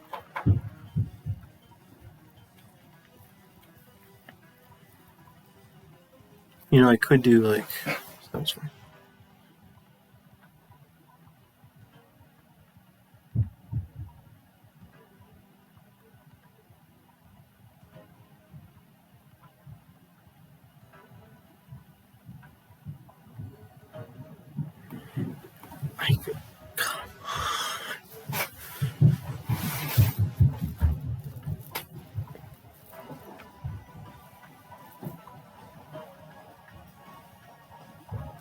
Or maybe they're making it slightly easier on us by not making us calculate taxes. Please? They withheld a certain amount for federal income tax, a certain amount for federal payroll tax, a certain amount for employee state income taxes, this much for retirement funds administered by the state government, and the remaining this was paid to employees in cash. So at least they told you all the amounts. They didn't make you calculate the amounts. The city of Smithville does not record encumbrances for payrolls.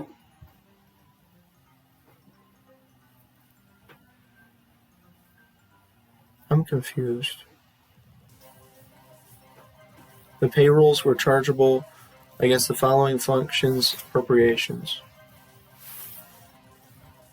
general government, public safety, public works. Okay, so I think this is not going to be as hard as I'm thinking. I don't have to do any calculations, I don't think. I just have to put all these numbers into the correct accounts, basically.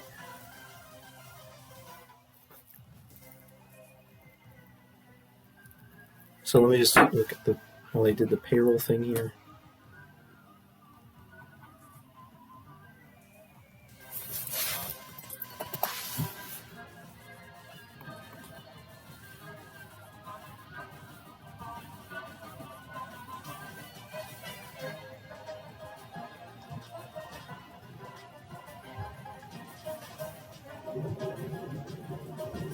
Okay, so there's the expenditures ledger.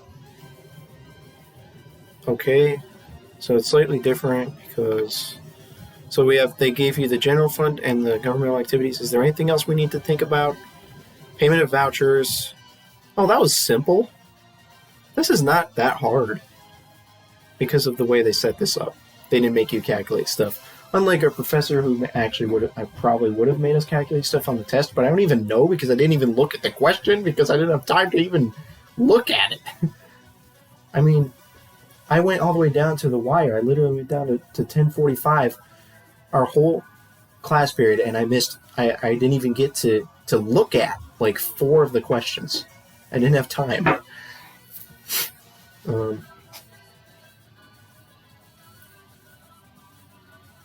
And when I left the classroom, almost every single student was still in there. Like, I was one of the first ones to leave, and I left at 10:45.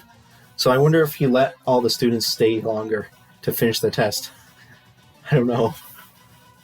Because I thought, his instructions in the email said that we needed to get out of the classroom at 10:45. So I followed his instructions and got out of there at 10:45. At the cost of my grade, probably. Although I don't know if it really cost me that much, because a lot of the questions I skipped I didn't even know how to do anyways.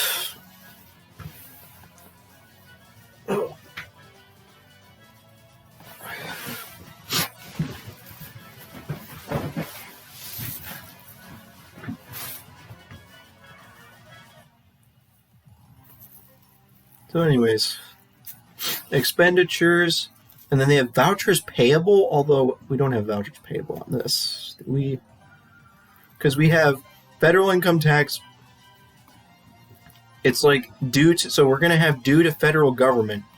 They didn't mention anything about vouchers on here, so, right? Let me just see here. Although maybe they, I'm confused. Where's the vouchers? Wait, they didn't even mention it in this. What the heck? Where is this? No, they mentioned it in the previous thing.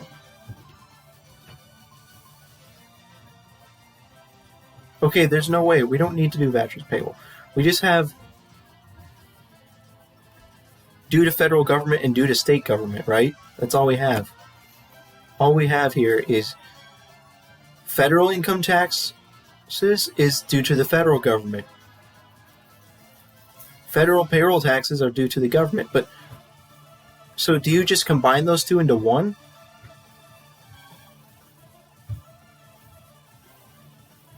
Because we have employees' federal income taxes and federal payroll taxes. So wait a minute.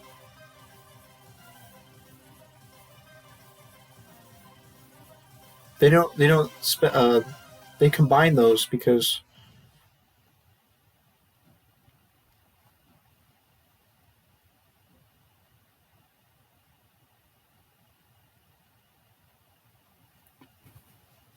the FICA amounts will be remitted to the federal government. Because like federal income taxes, federal payroll taxes, state income taxes, retirement funds. Oh, come on. How do I deal with that? Retirement funds. Oh, come on. They didn't even cover that.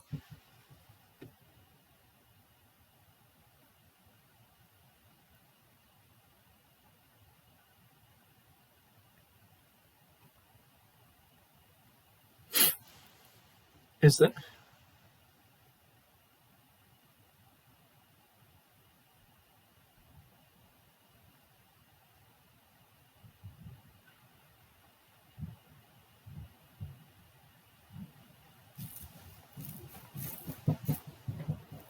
Oh, come on.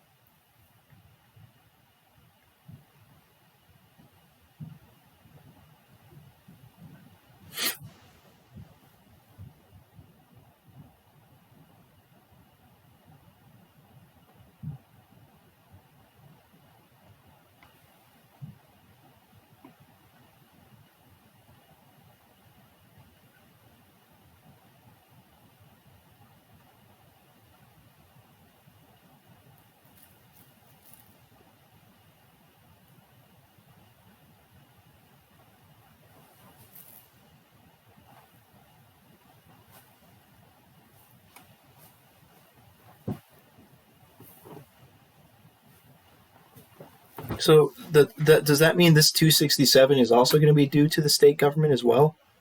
It's got to be, right?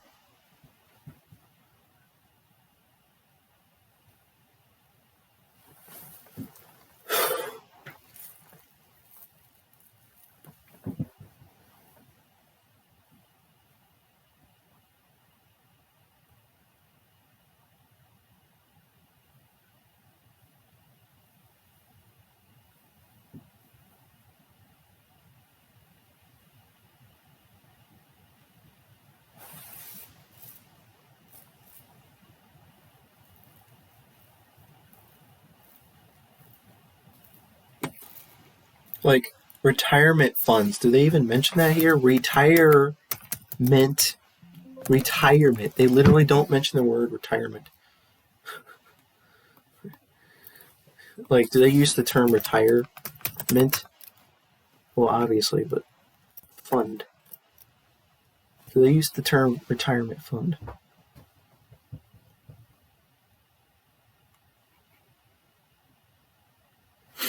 It's under exercise and problems.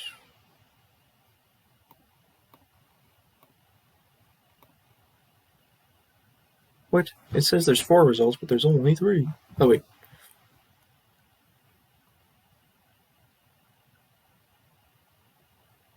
What?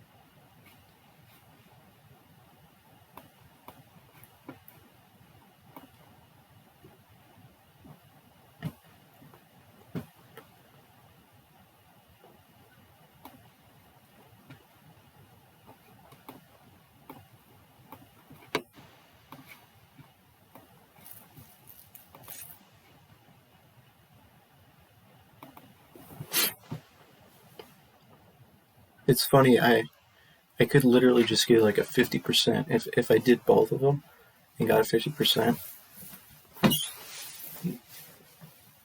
Oh man.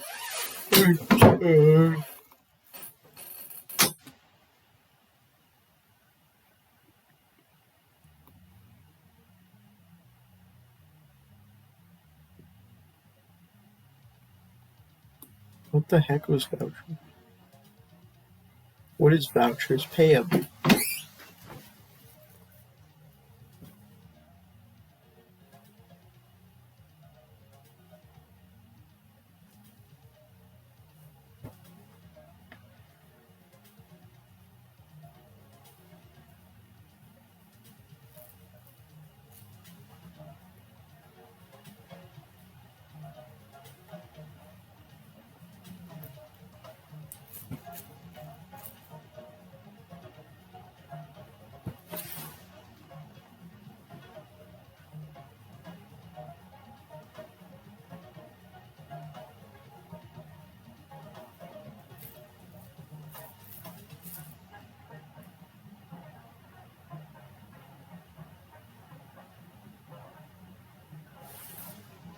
Well, we're just gonna have to assume that the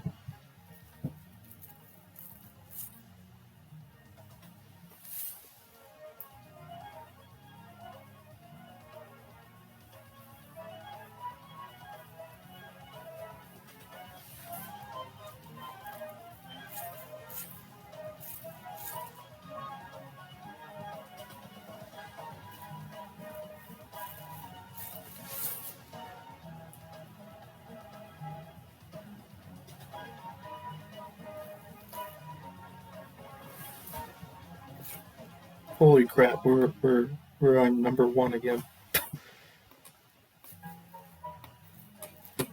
So yeah, this kind of sucks, but I have to just assume that the retirement funds thing is also going to go under due to state government. That's funny, dude. That's just so funny. I mean, I could look for another account. What other account would it possibly be?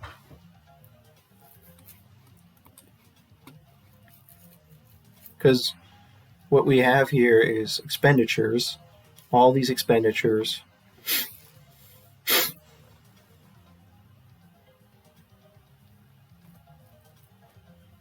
And this is the total. All of this goes into this total, and like the expenditures are here, and expenditures. This is going to be all the expenditures, and then this side of the equation is either going to be. I mean, it's not vouchers. It doesn't say anything about vouchers. It's not vouchers. This is not the same thing. This is just going to go under what? Because like what? Do they hold the retirement funds? No.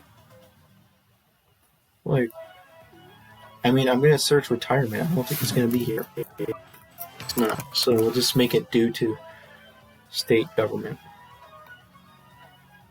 And also, this, we do have a governmental activities entry. Okay, So we just have expenditures, list all the different expenditures, and then due to federal government and due to state government. Simple. So we have expenditures. The total 4A6.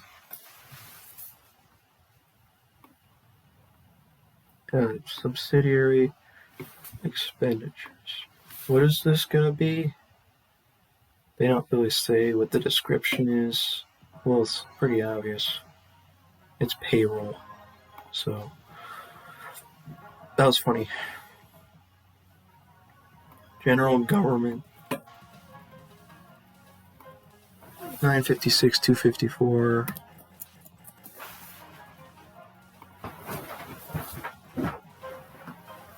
Public safety. 1771480.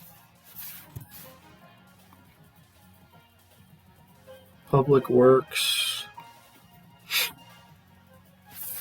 656 690. And also imagine if I get like 100% on this whole project.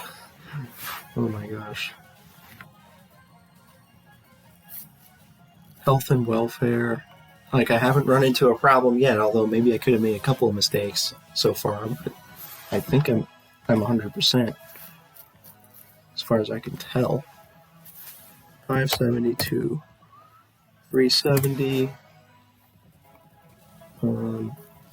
culture and recreation, 503,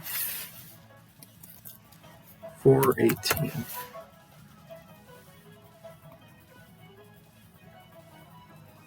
Four 460, 212.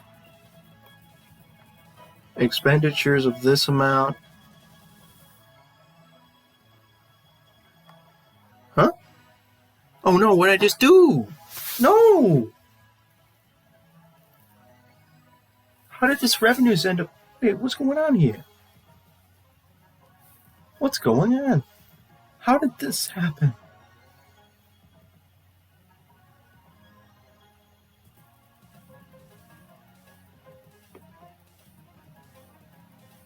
This ended up here? Can you move it down? This is, how did that happen? Wait a minute. Number 5 was just one single entry. No, it was. Yeah, it was, because I had just subsidiary stuff in the revenues here. How did this end up right here? How? Can you move this down? Move it down.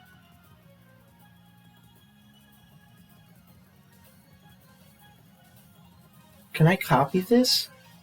You've got to be kidding. How did that happen?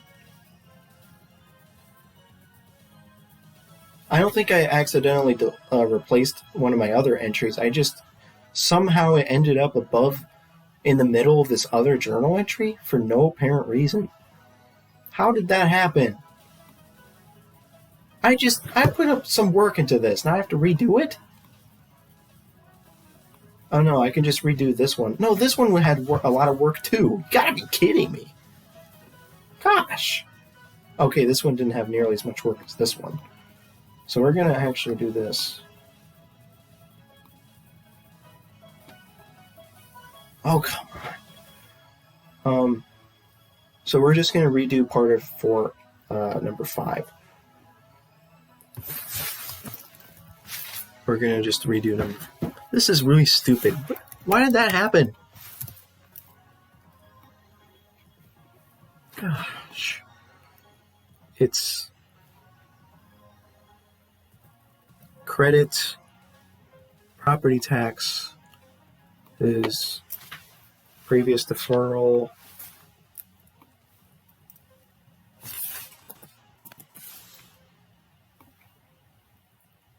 Interest and penalties.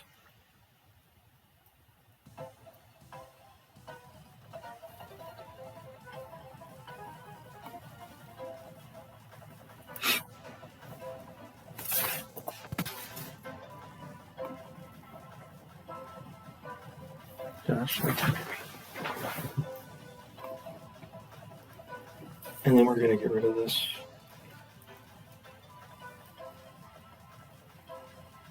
How on earth did that even happen, dude?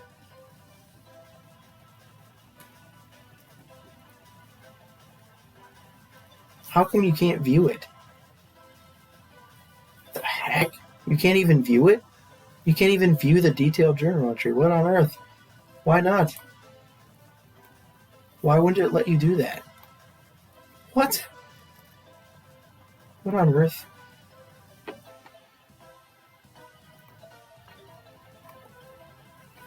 So now number 5 is back to normal. Number 6 is right after number 5.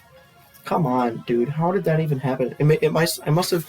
Basically, what probably happened is I accidentally selected this instead of this, and then it put it in between there. That's fine. Why can't you just move entries around? Like, why can't you, like, drag them up and, like, move it to a different place? Like, seriously? Can't you just move it?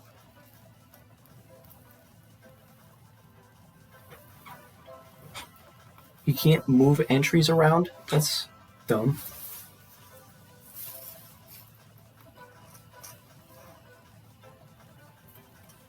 Alright, now I have to refresh myself on how to do this. Due to federal government and due to state government. We already did the subsidiary stuff. We just need the due to federal government, due to state government. That's it.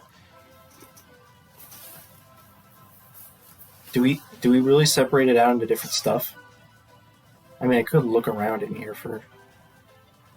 What would it possibly be anyways? It would just be like federal income taxes. What could it possibly be here? Yep, we're just going to do due to federal government. Due to federal government, due to state government.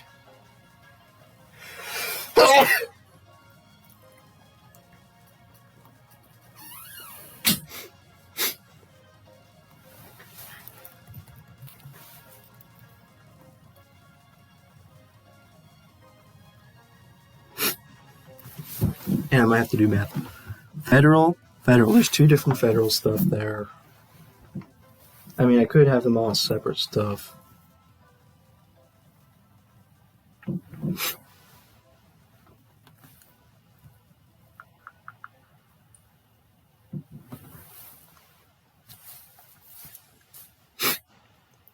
$936, $701.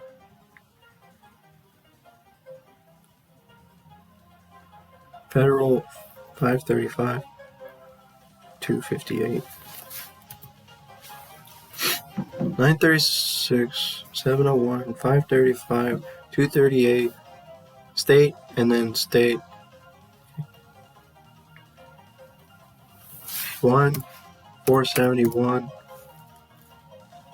959.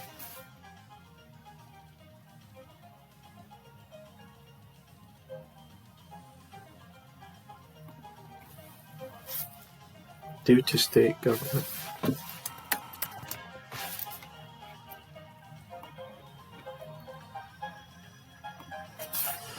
Is going to be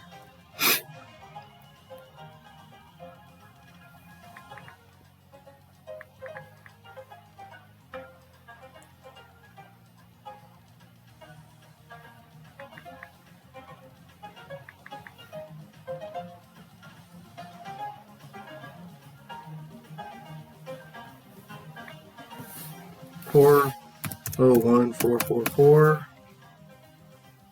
Add, and then we have cash is going to be credited, right? It says paid to employees in cash.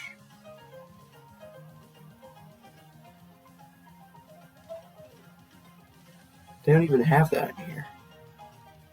On earth. Well,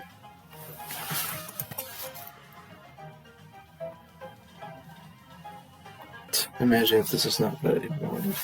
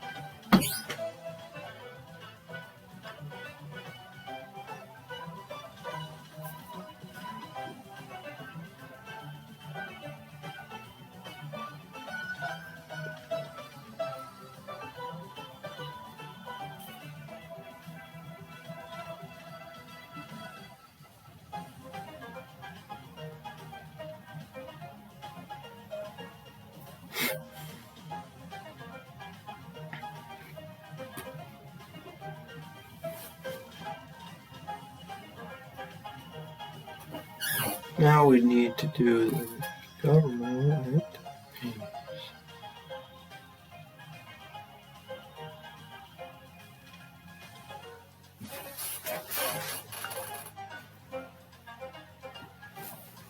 The individual numbers were stop.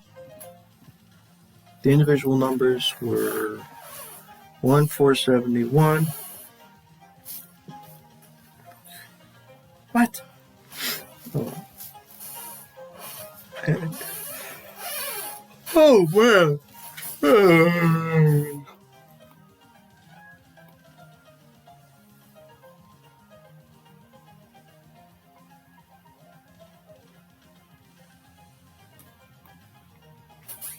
The way they do it here is they just divide it onto all the different expenses, all of these expenses here for the instead of expenditures, and then do the federal government, do the state government. It's fun. So, expenses. General government. This is for 4A6.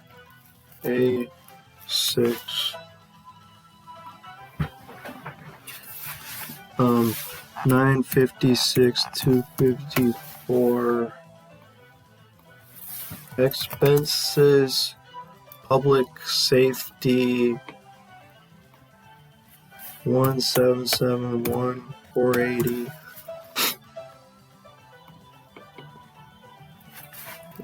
Expenses, public works, 656, 690.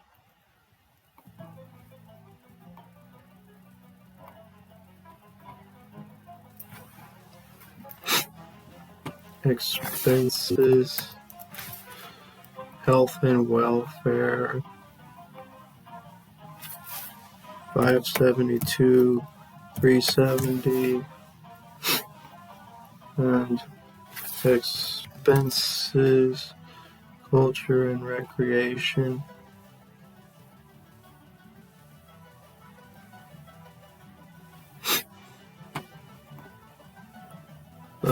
503, 418.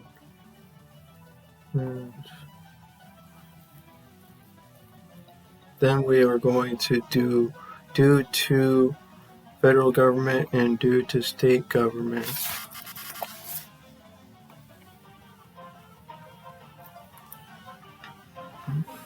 That was fun.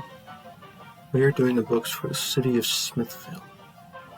Wait a minute, this is a city, not a county. We were doing like a county government before.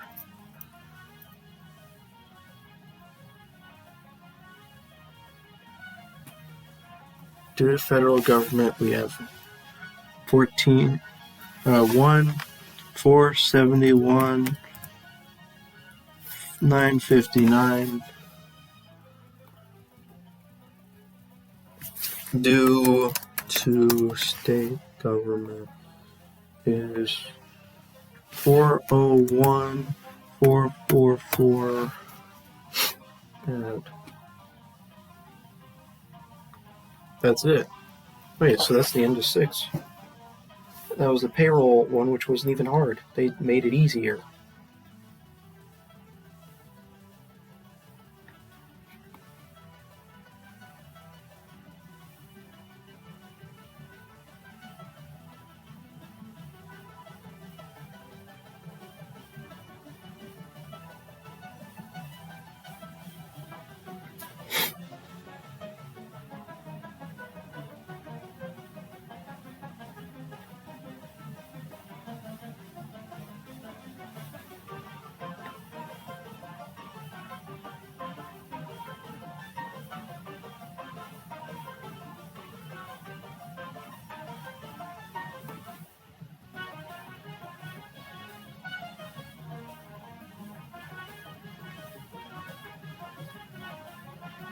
Right. There's 14, so once we get to 7, we're kind of halfway done, but not really.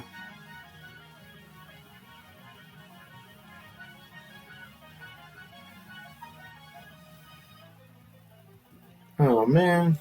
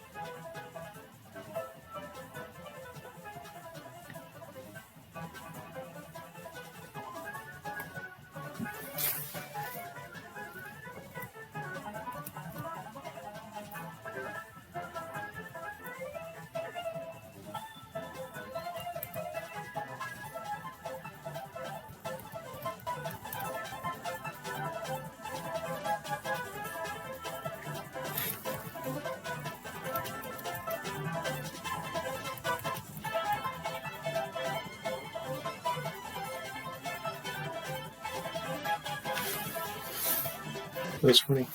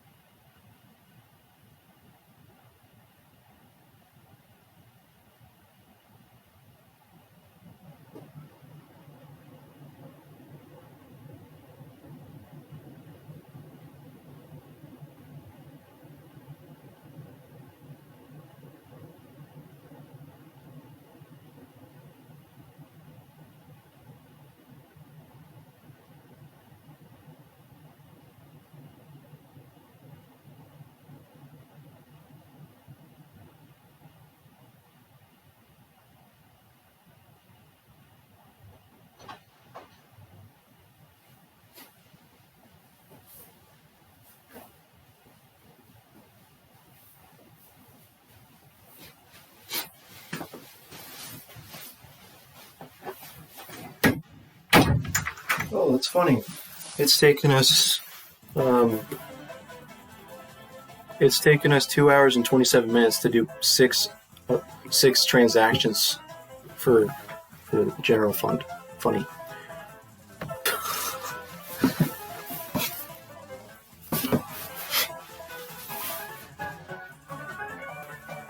And not transactions. They're not all just individual transactions. They're like summary transactions. These are like the whole freaking year-long transactions here.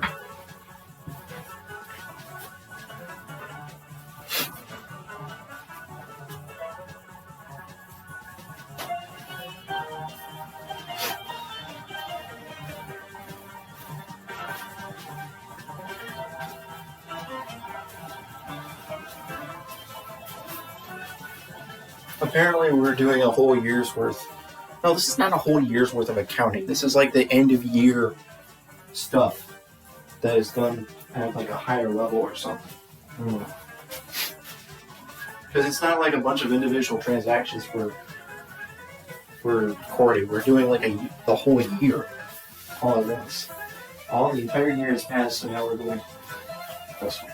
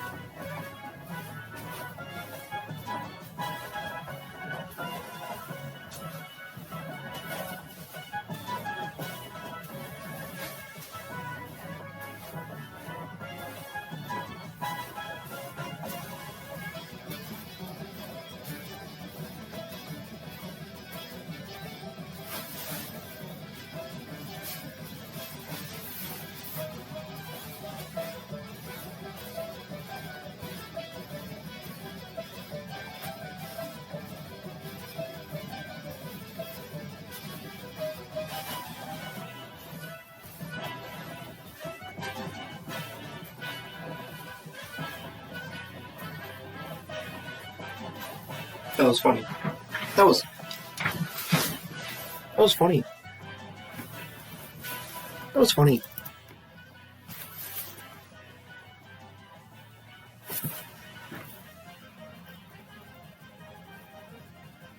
The heck is this? What is this?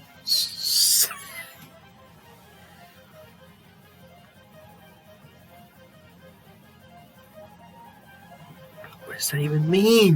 What does that even mean? What does that mean?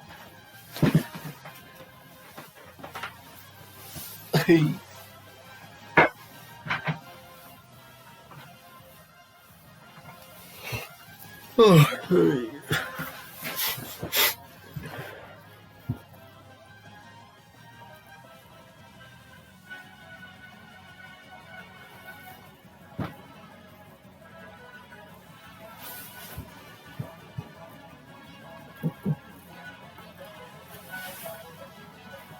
what? What the heck?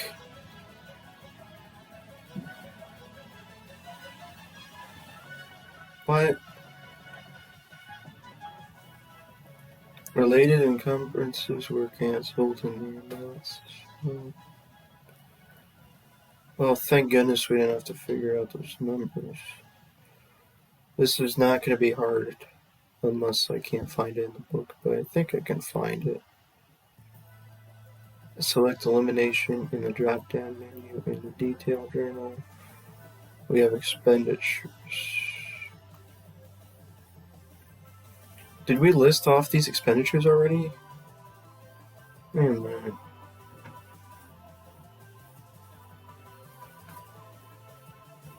No, we didn't. Because we...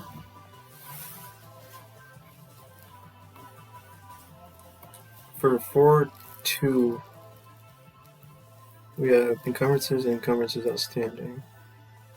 Like, we had expenditures for something else. That was the payroll expenditures. These were the payroll expenditures. We're not talking about that. We're talking about something else here. We're talking about encumbrances. And encumbrances here were like purchase orders for these. So, anyways.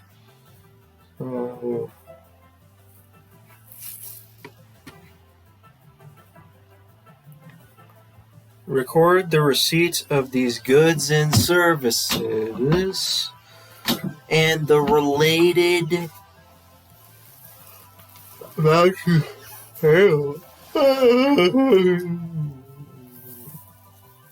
Vouchers payable.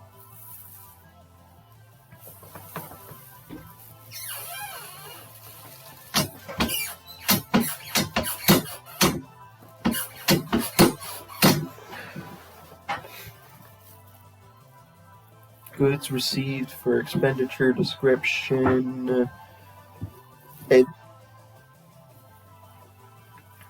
At the government-wide level, you should assume the city uses the consumption inventory method. I hope that's not the method that our professor said sucked. Wait,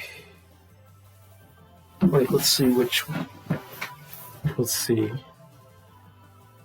Please.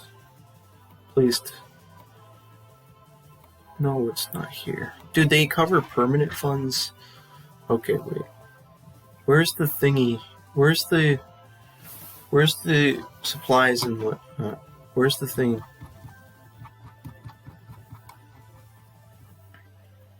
Which one is better? The purchases method? Which one is better? Which one's the bad method? Look, consumption method is consistent with the accrual basis of accounting. Okay, so why is there a purchases method? What the heck is this method?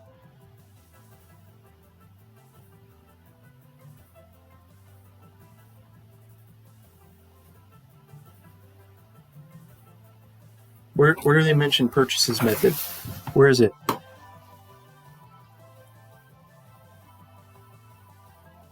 It says either one is allowed.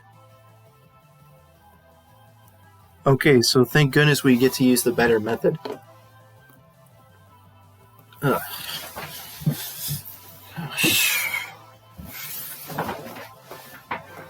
Boy.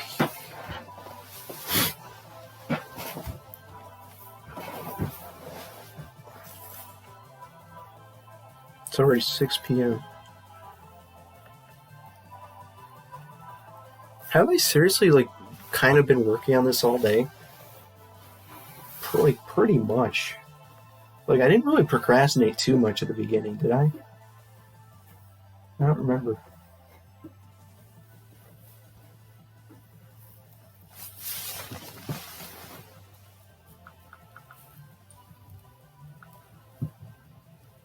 I sent someone a message saying I was about to do this.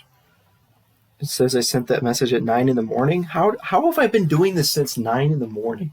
Like, yeah, I kind of wasted a bit of time eating lunch. Like, I kind of took a million years to eat lunch. But other than that, I didn't procrastinate at all. And also, I had to get the cord for setting up the dual monitor and set up the dual monitor. But still, I really didn't procrastinate.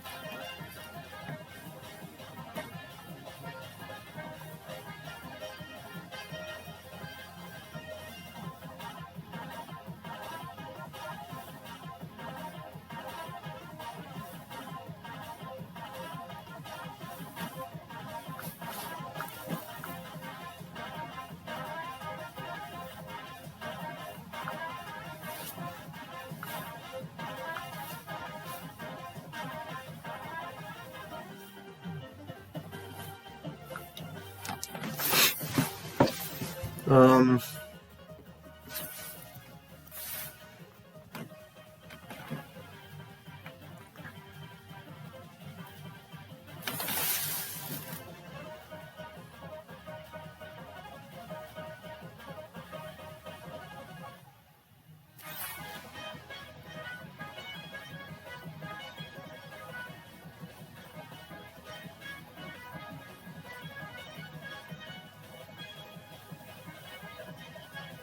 okay, so I think this shouldn't be too bad.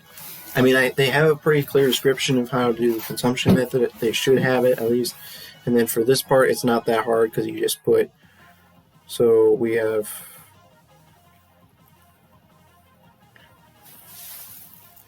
receipt of these goods and services. Like, shouldn't they have that here? Like, shouldn't they have it here, right around here somewhere? Because general fund...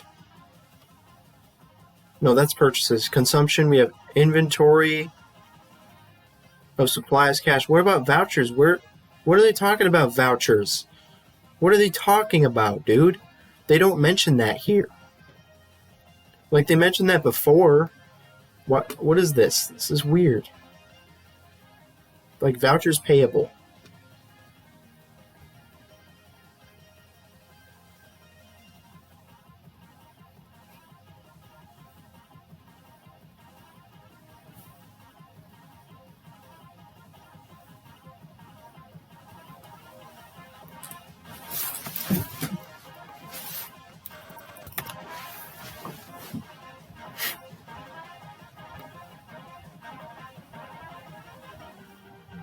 What the heck? Where's this? What chapter is this?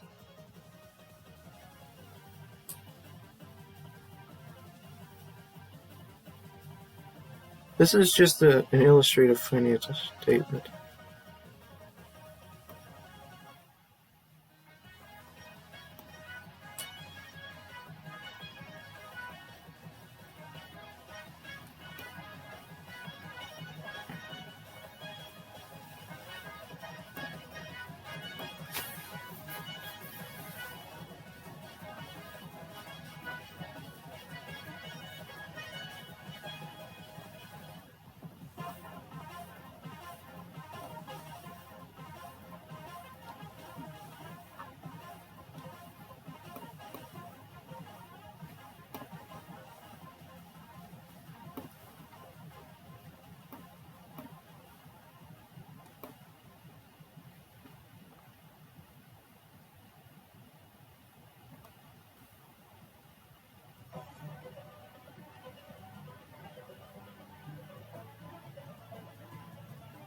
Oh, wait a minute. This is what we want. How did I miss this?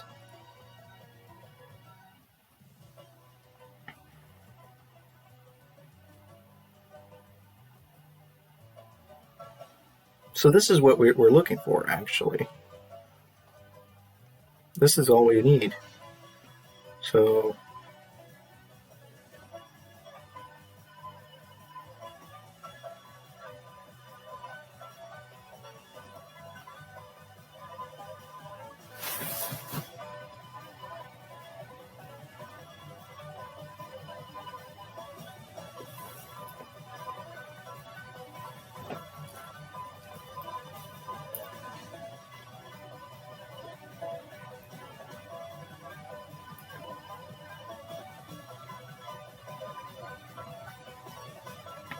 we already recorded the encumbrances.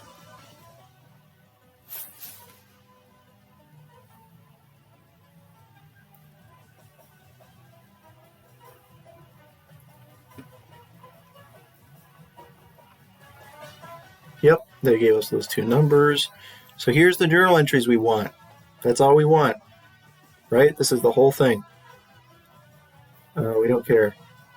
This is all we need to do this number 7. So, yeah, they divide it up into the different amounts. So, first we'll start with general fund. General fund, we have all of the amounts here. But here's this example. The totals are the encumbrances. Outstanding is its own thing, and then encumbrances here, and all going to be subsidiary. You're going to do the reverse of what you did before. So, encumbrances outstanding is the total.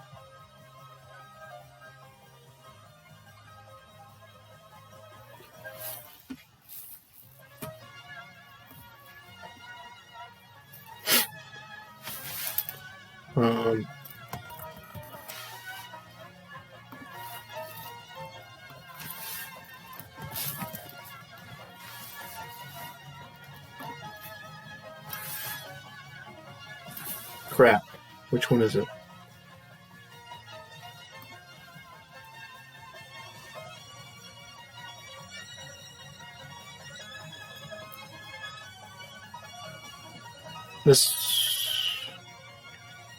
The estimated cost is this.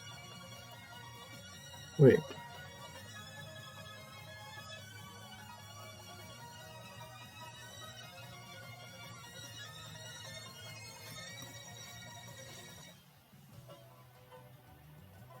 What?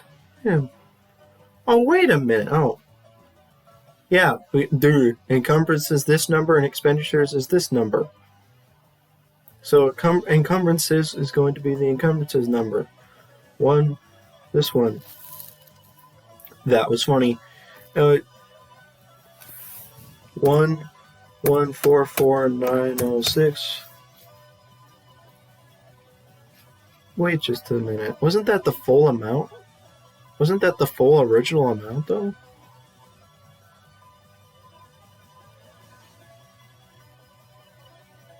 Because I thought it was only some of them. It was only going to be some of it. I don't know.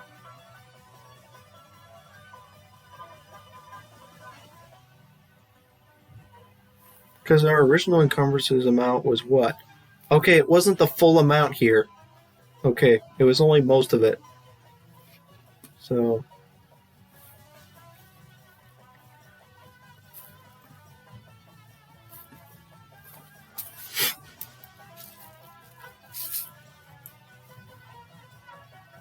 So we do encumbrances, all the subsidiary amounts are credits. So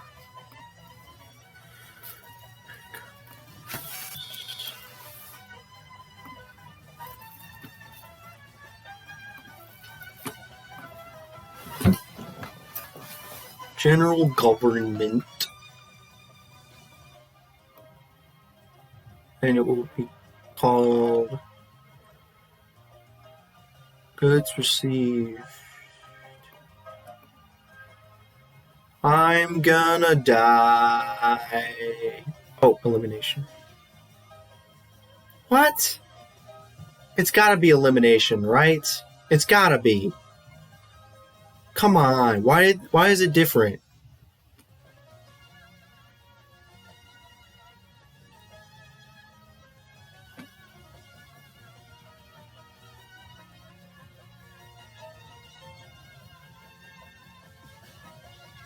It's gotta be elimination. It's gotta be.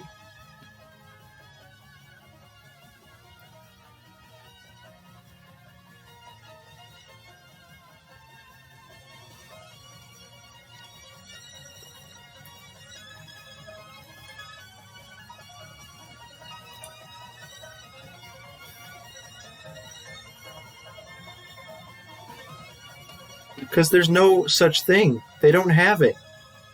Come on.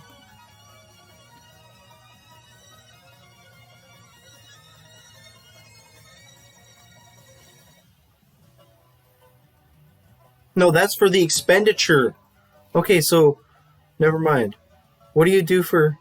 Oh, thank goodness. I was confused. It's actually I was correct about elimination.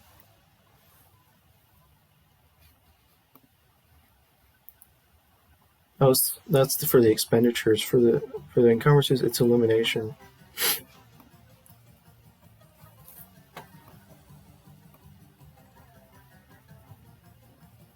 So we do all the right column here.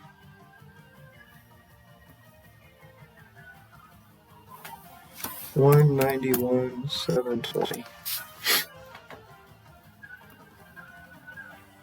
Public safety.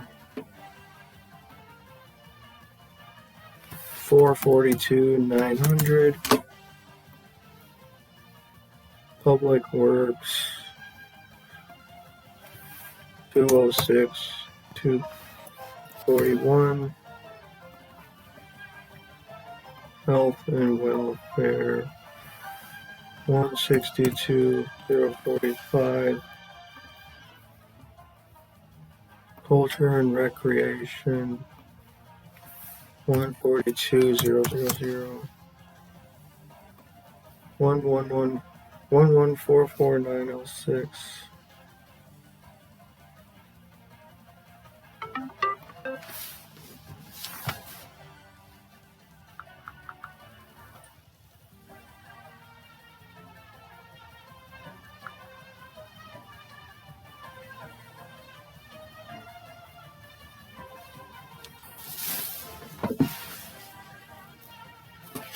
So encumbrances, outstanding encumbrances, and then we have general fund again, expenditures and vouchers payable for this one.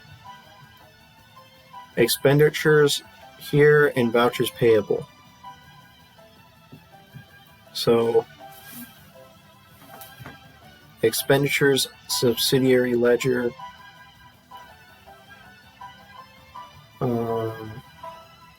expenditures, vouchers payable.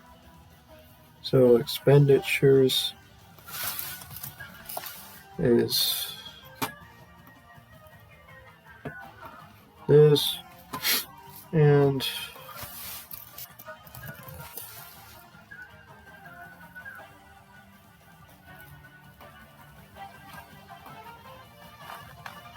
expenditures, general government, and it will be under goods received.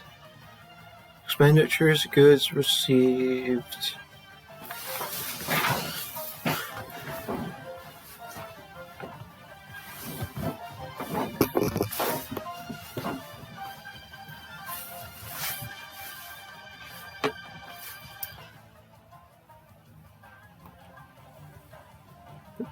$191,709.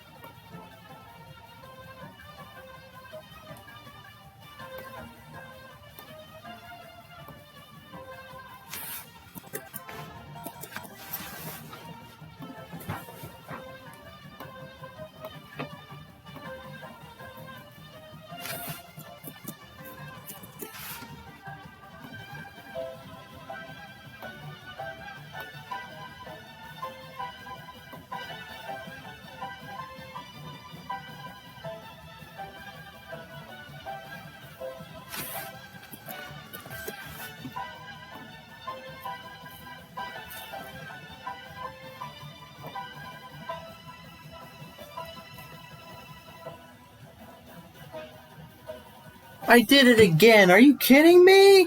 Can I stop doing that? Oh, come on. No. It's impossible. Can't they, like, copy and paste it? Like, come on, dude. Gosh dang it, no!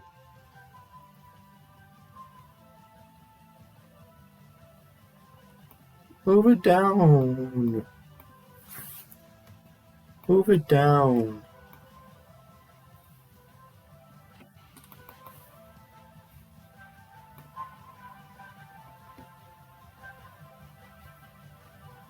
Man! Come on.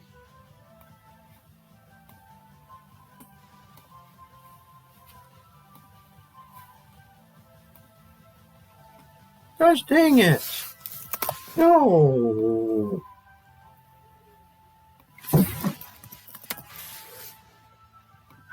Oh.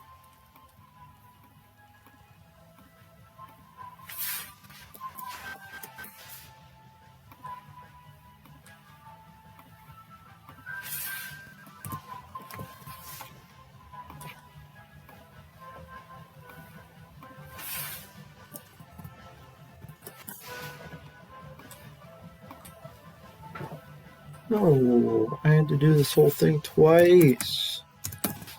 Oh. Gosh dang it.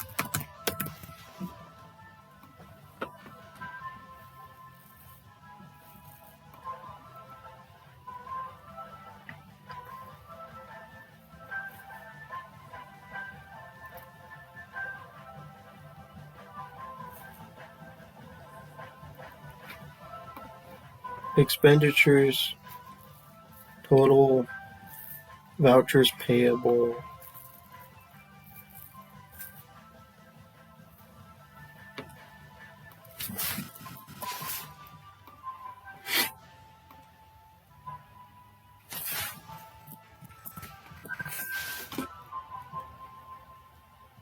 Stop it.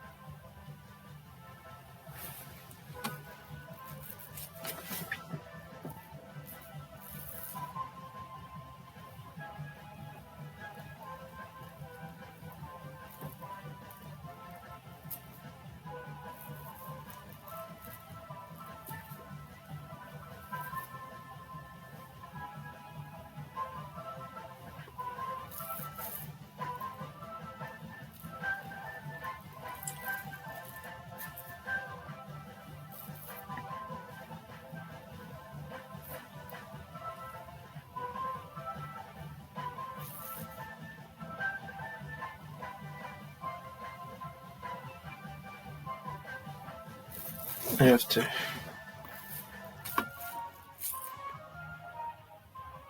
Expenses, blah, expense, blah, expense, blah, expense, blah, vouchers payable, blah.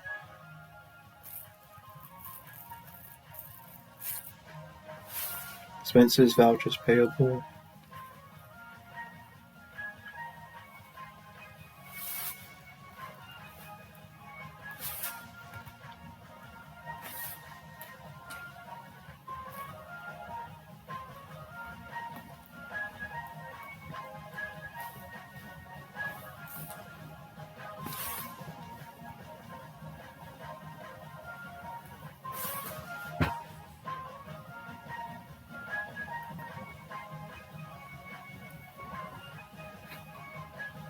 I have been working on chapter 4 for almost 3 hours, and we're only on number 7.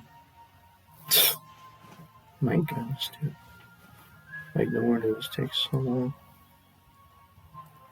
Like, so far, I'm not getting why people were frustrated by this chapter. It's just long and tedious. It's not actually hard, as far as I can tell, so far.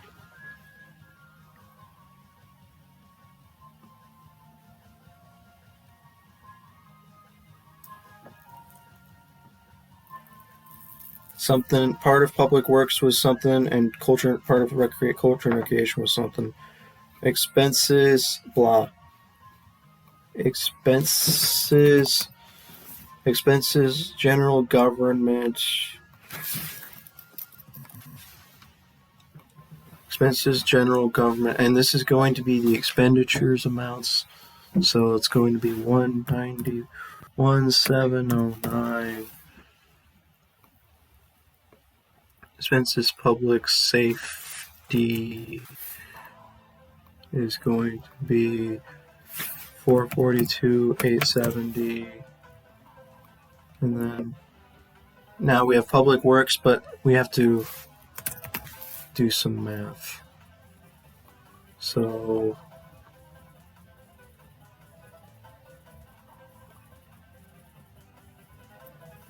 let's see.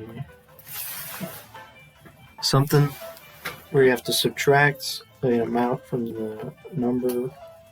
So we have 206, 308 minus 45,095 is 161, 213,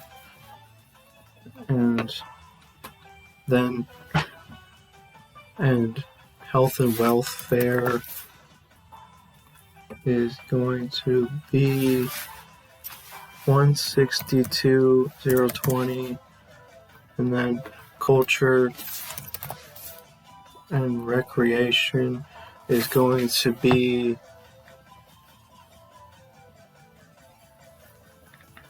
141,990 minus 39,680, 102, 310, and then we will do equipment. Do we just debit equipment for these items?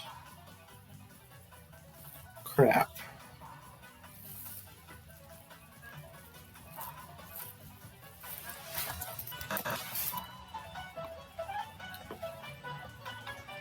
And the equipment will be 45,095 plus 39,680. Dude, imagine if all this doesn't balance at the end. It's gonna suck so much to have to figure out my mistake. But anyways.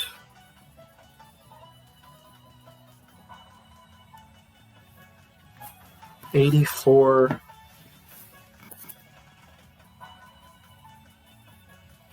You know what I might do? I could do something like a cheat where if it doesn't balance at the end and I don't have time to fix it, I'll just do a cheat where I just debit some random account or credit some random account to make it balance.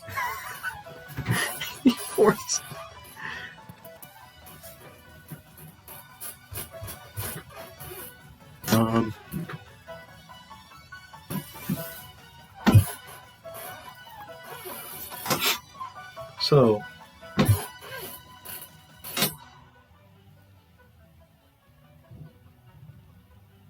we just recorded the expenses plus the equipment at which was here, and then vouchers payables, the total number.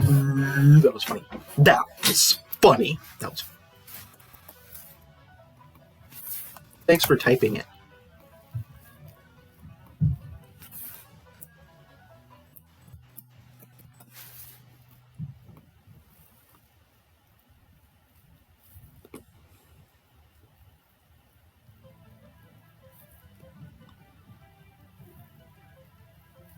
Is that it? I think that's all we got. Like, it's literally just this.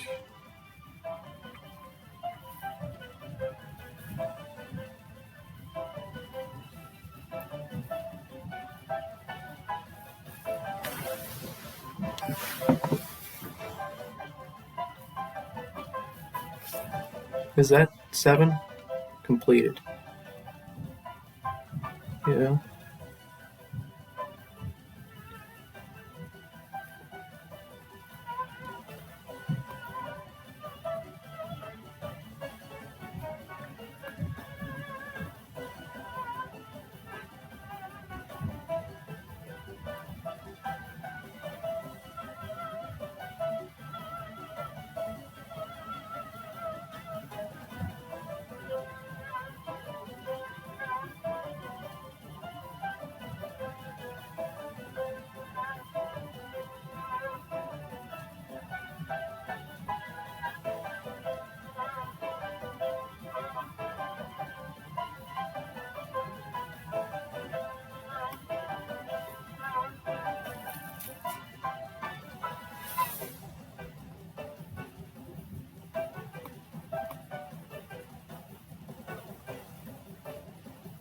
Can this just be simple stuff and whatnot?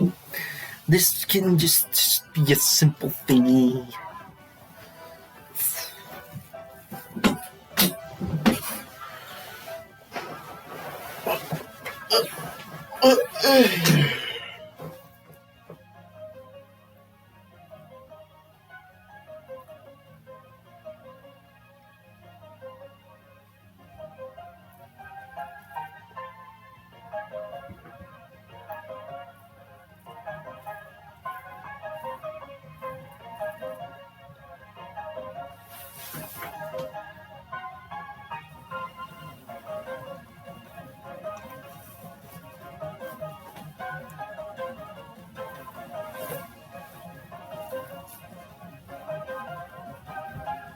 Man.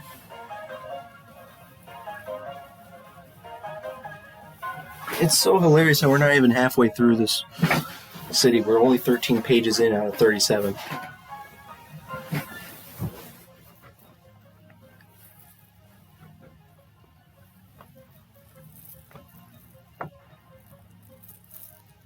Checks were written in the total amount of this during 2023. These checks were in payment of the following items.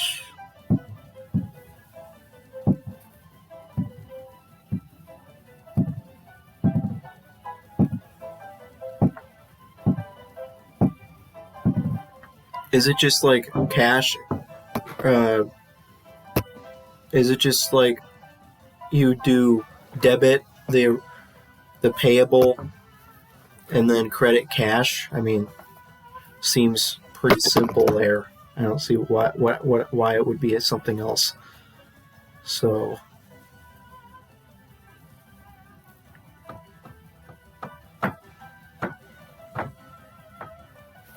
I mean, do they have examples of that somewhere? Like, or a new copier, payment of... Here, look, payment of liability. This is it.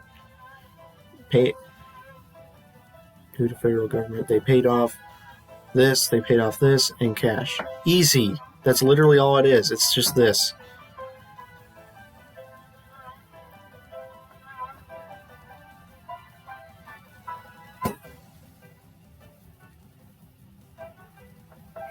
So, yeah, 8 is very easy.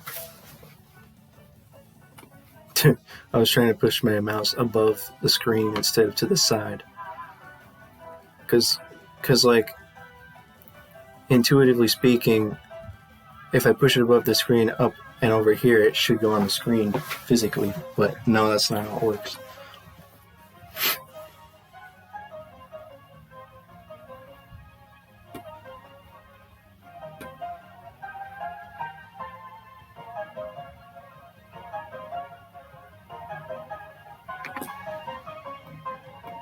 Imagine if I accidentally posted general fund stuff in the governmental activities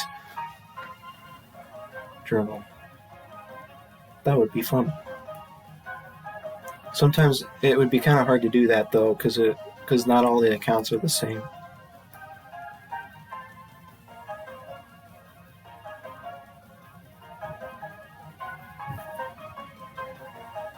Yeah, apparently no government actually does all of this stuff here. That's pretty funny. That's funny. It's interesting. I'm actually not posting as much into the government-wide one as I am into the general fund one. That was funny. Number 8. Number 8.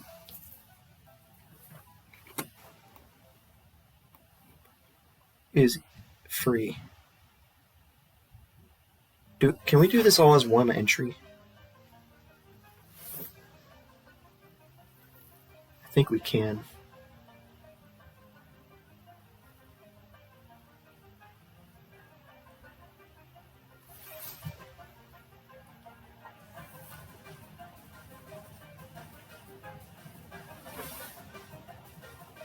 There may have been a time earlier in the assignment where I was separating it into separate entries where I could have just had cash, the cash total, and then all the individual stuff. Whoops. Vouch.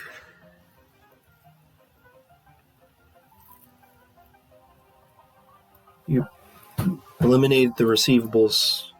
Oh, no, cash is the first one entry. Cash is debited. No, it's not. What?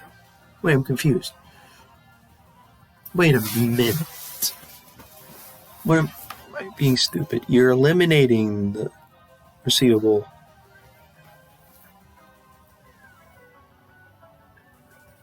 Oh, it's not a receivable. It's a payable, you stupid idiot. If you eliminate the payable, that's debit. It's right here. It's simple. Why? Come on. Vouchers.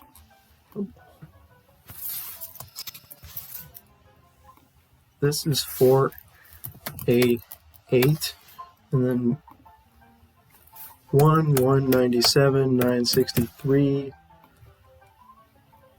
and due to other funds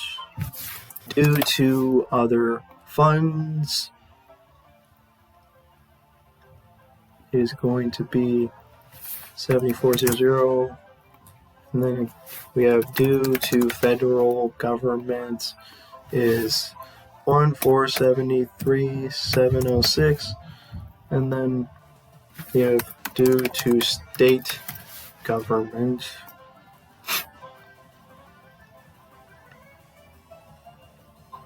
we had due to state government up here 401, and now we're paying off. That kind of confirms, what I thought about the other entry where I wasn't sure if I had to put it in the due to state government. That was funny. That.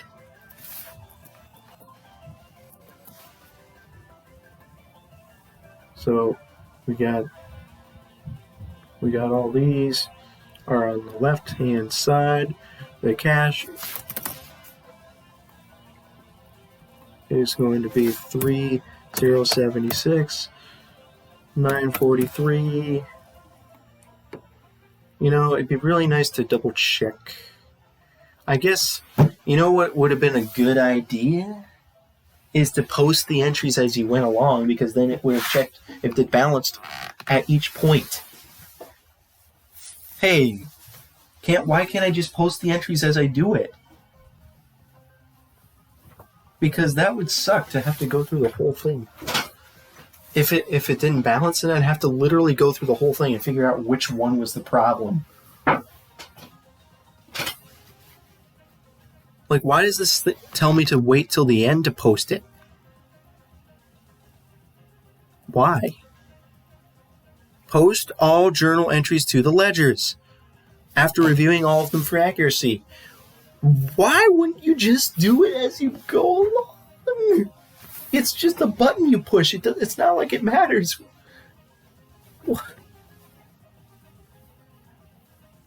Like, they're making a huge mistake by making you wait till the end to post them.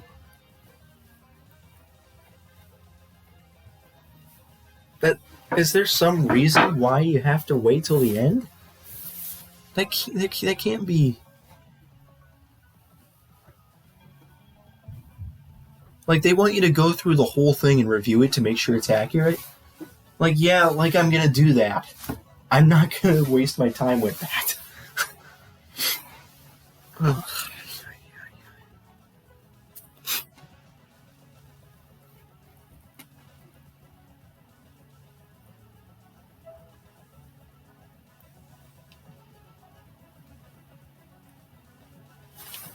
Is that what people do in real life? They make all these entries and then they go through all of them again to make sure they did it correctly? Like, man.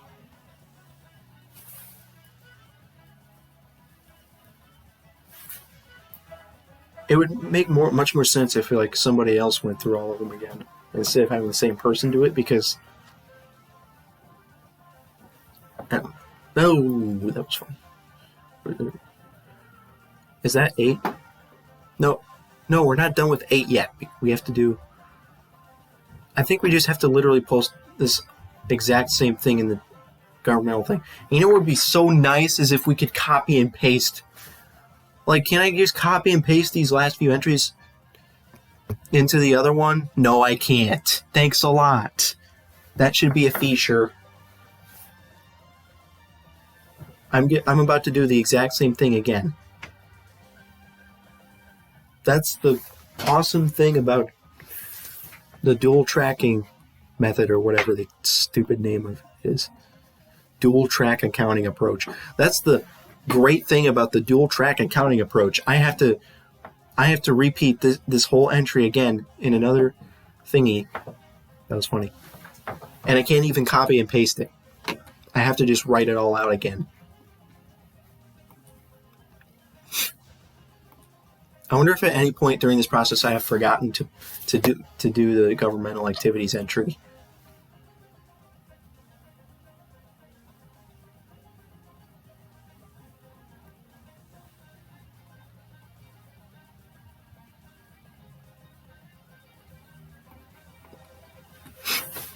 Dude, I bet I've forgotten.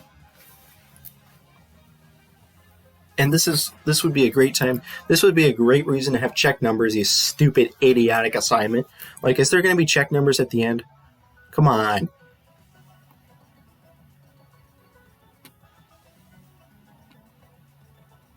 Stupid thing.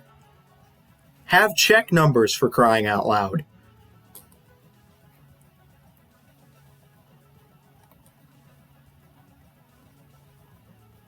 Where am I? I went too far back.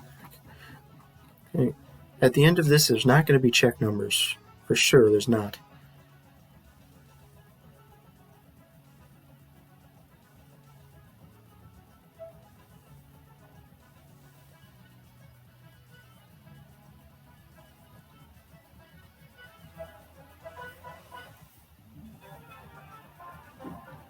There's no number 9. There's no number 9. Wait, there's 2 number 8s. What on earth? They failed. Like, number 8 is supposed to be free, but it's taking me 5 billion years for no reason. Like, seriously? This is free.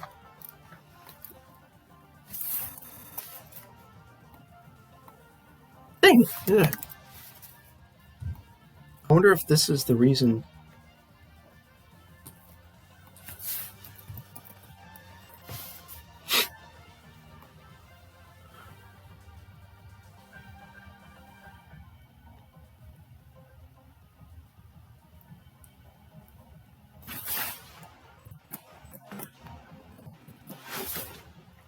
Dude, imagine, did I accidentally put 4 ace 8? Or, no, I didn't.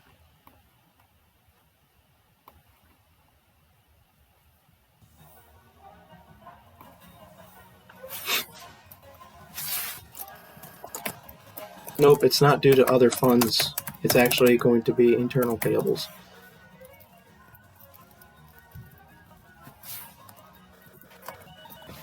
To business type activities.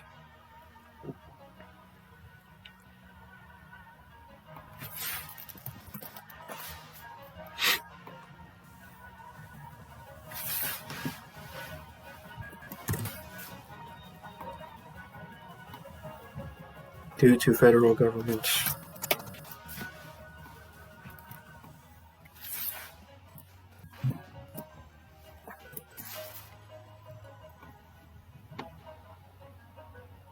Due to state government. 397, A74, cash.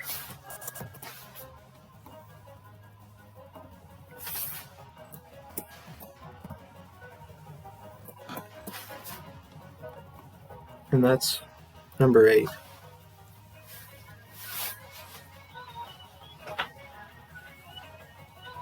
All we'll have to do to figure out if I made a mistake is to look through every entry, and for every entry where it's not immediately obvious whether the two sides are the same,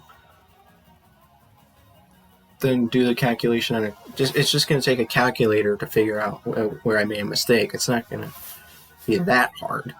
But still, that was funny.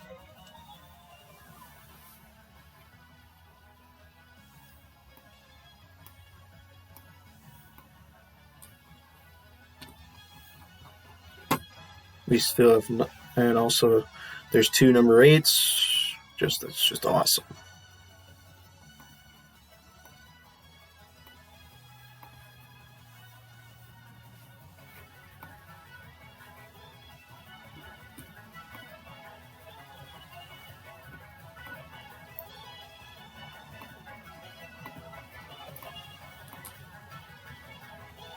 Oh, crap.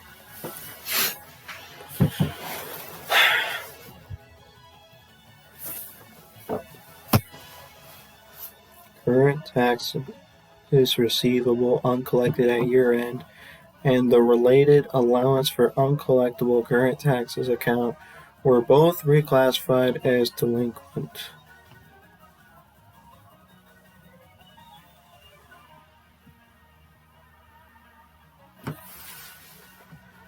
Of the amount classified as delinquent, it was determined $70,450 would not be collected within 60 days of the fiscal year end and would therefore be unavailable for use in the current period. As a result, the related amount of revenues was reclassified as deferred inflows of resources. Record the reclassification of the balances in the current taxes receivable account and related allowance for uncollectible account in the general fund and governmental activities journals. Reclassify $70,450 of property tax revenue.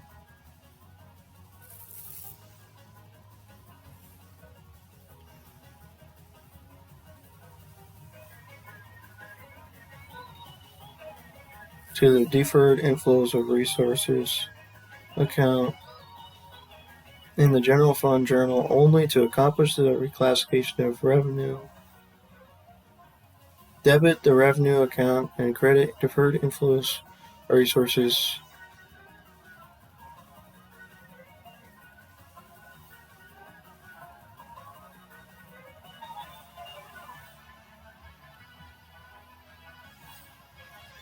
Reclass advances in current tax. Okay, I think I don't know if I'm gonna need to look up anything for this. Let's see.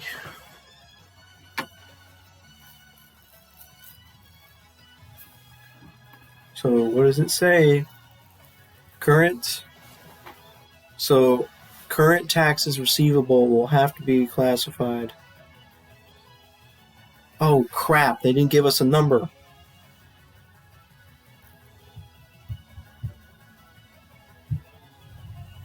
We have to go back and figure out the number. Oh, come on. Wait a minute. No. Don't we just have to go to, like, account? Or not accounts, but, like, ledger? Because it hasn't been posted yet. That's the problem. That's the problem with not posting. Why can't you just post it to make it easier on yourself? Because wouldn't you be able to know just from looking at this? Just from looking at this, you'd be able to see what the current balance is. If you posted this earlier. Like, come on, man. Why don't they allow you to post it? After each step, why can't you just post each step individually? That's kind of stupid. Like, what?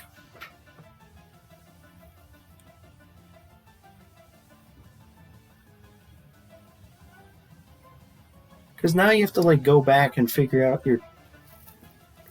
what current taxes receivable is, although maybe you only have one entry of that, so it's not that hard.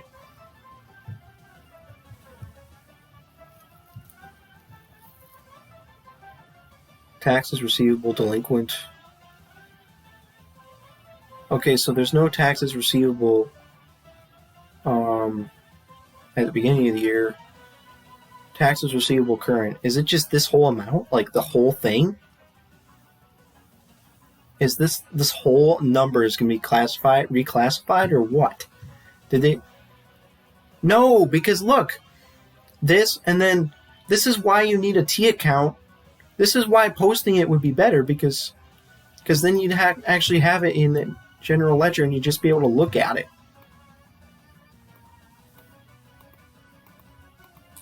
This is just the accounts. The T accounts would be very nice here. You have to go back, look. Oh, here's your current taxes receivable current. Oh, now, wait, you actually have to add taxes. No, you subtract this minus this, because you collected the taxes, so this minus this should be the number. Right? That's it. That's all there is. Taxes receivable current here, and tax receivable current. That's the whole of it. That's all there is. There's nothing else. So it's pretty simple.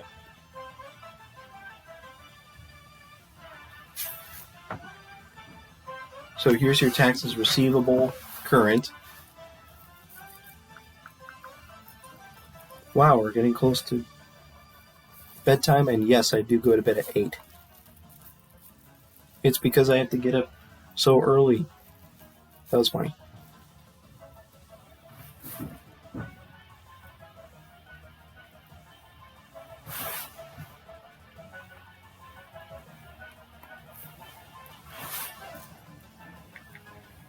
Taxes receivable current 1,878 700.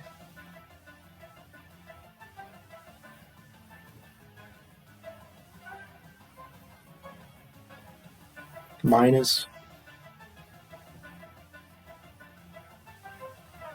1,596 895.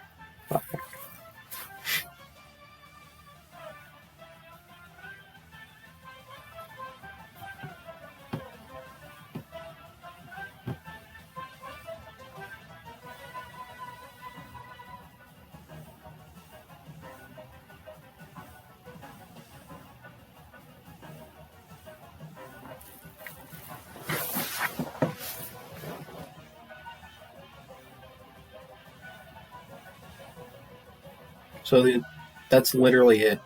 It wasn't complicated at all. You just did one single calculation, one single subtraction to get your number. Right? That's it.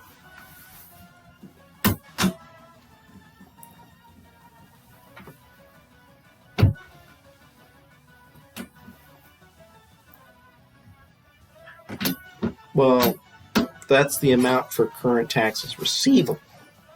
The allowance for uncollectible current taxes would also be changed.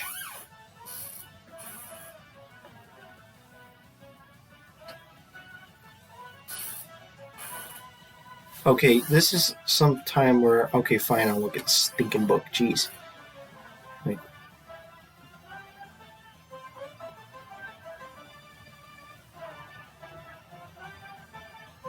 Like, yeah, here's the collection of taxes. We already recorded that. Reclassification. So we have taxes receivable, delinquent, and taxes receivable current, allowance, and then allowance.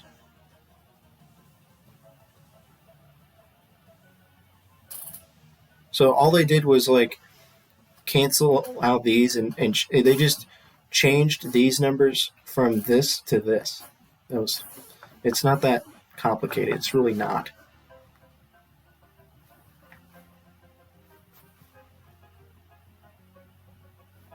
And here's the deferred inflows thingamajig. So anyways.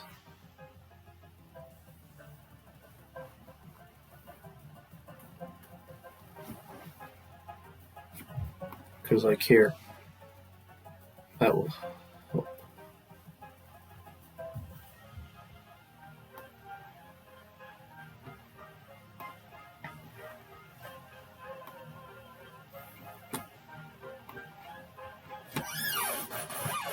Yep, I'm literally just gonna taxes receivable, delinquent.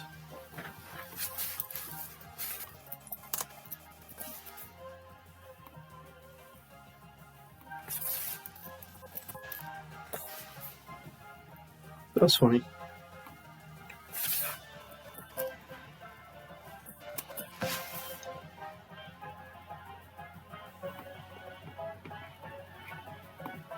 Allowance for uncollectible current taxes. That was funny. Now this is where I am. Allowance for uncollectible oh yeah.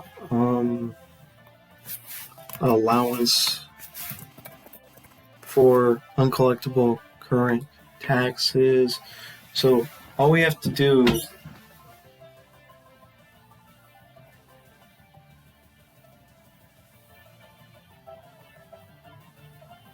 we have this number. That's all we have, right?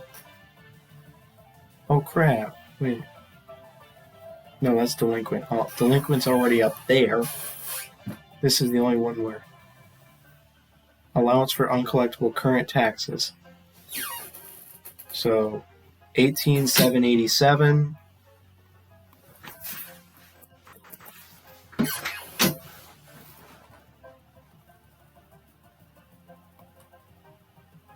And then taxes receivable current.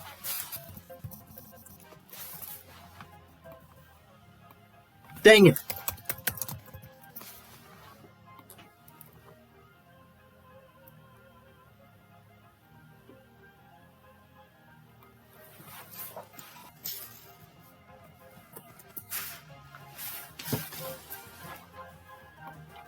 Allowance for uncollectible delinquent taxes.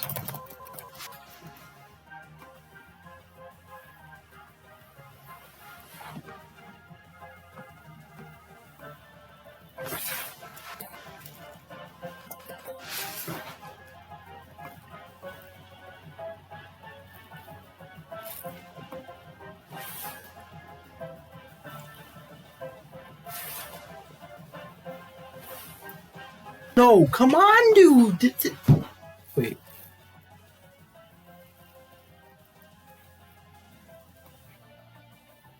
What just happened?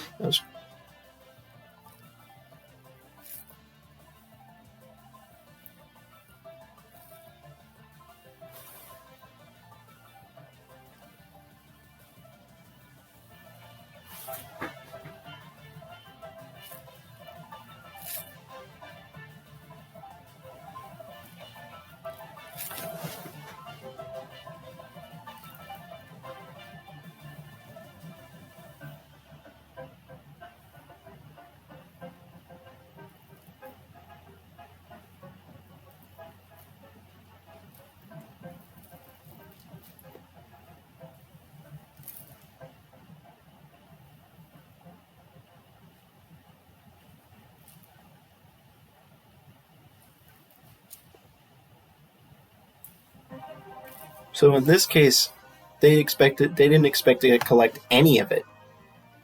But in this case, they just expected this would not be collected.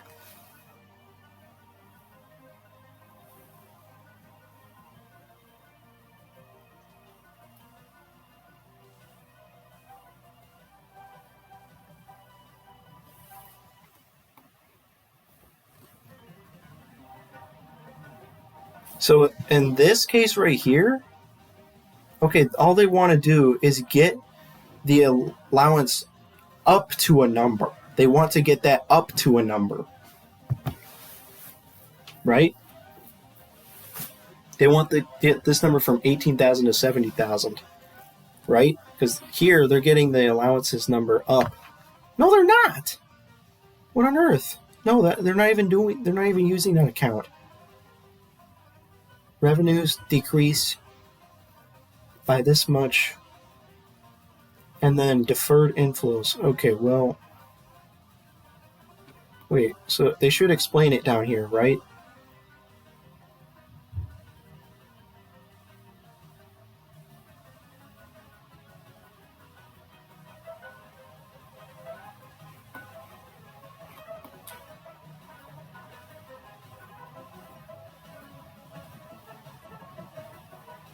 This doesn't make sense. How does this make sense? Because these are comparable situations. In this case, they say to debit. Did they explicitly state that you should debit for this specific number amount, or do they want you to do some weird math first? Gosh dang it. Gosh, I don't know.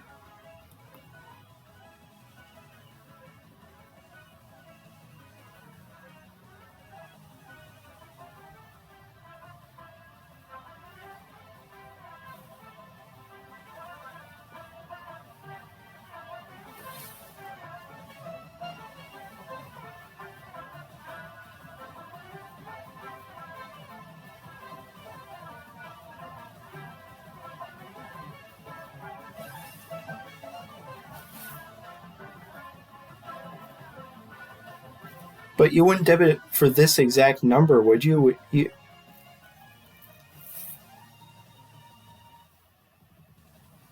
No, it's implied in this paragraph that you just debit this exact number amount. But over here, it's different. Why? Why is it different?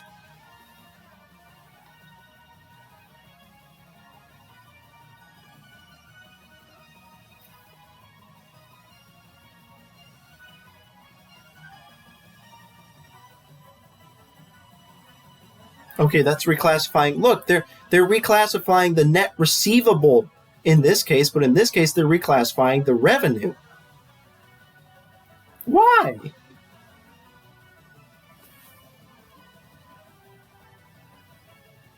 They're not reclassifying the...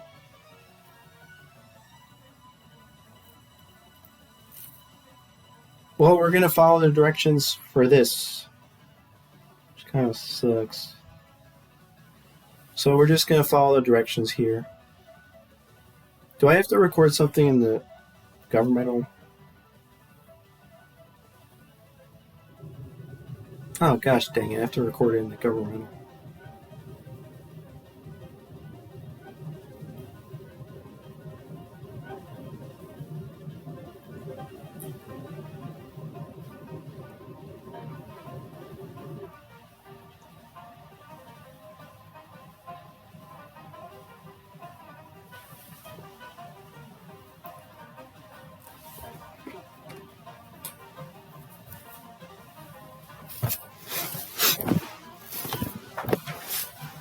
Trying to figure out where to put all this extra stuff now that too much space on my desk is being taken up by the thingy.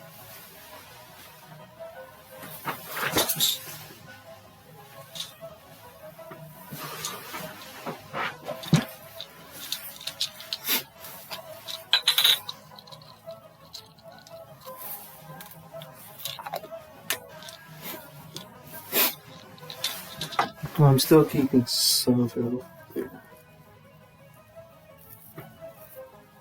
I don't know if I'm even going to use this monitor on a regular basis. Like, there's certain situations where I feel like it's helpful, like for homework, but that's pretty much it. I don't really need it for watching YouTube or something.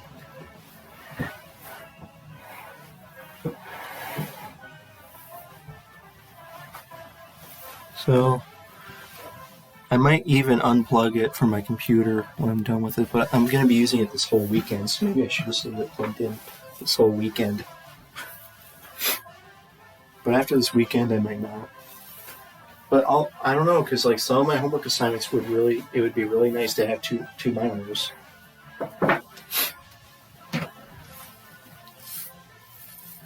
Well, I can just unplug it and put the cord down where I can easily access it and replug it in if I need to. That was funny.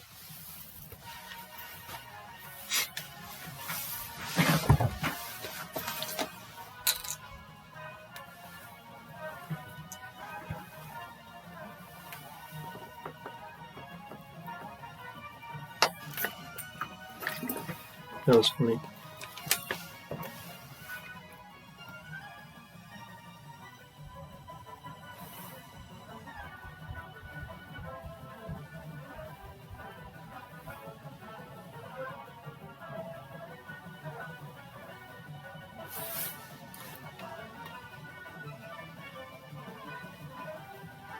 Stupid lag.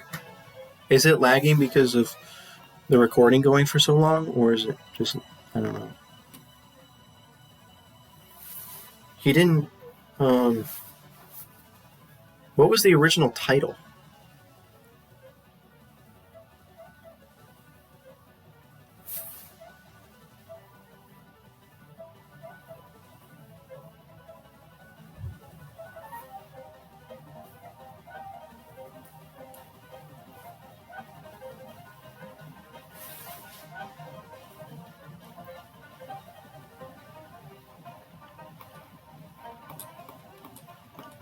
I just took my pill this morning.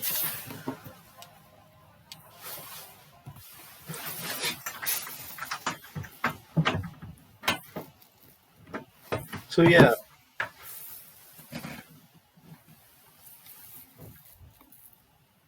total of 3 hours and 41 minutes spent on the general fund. That's so fun.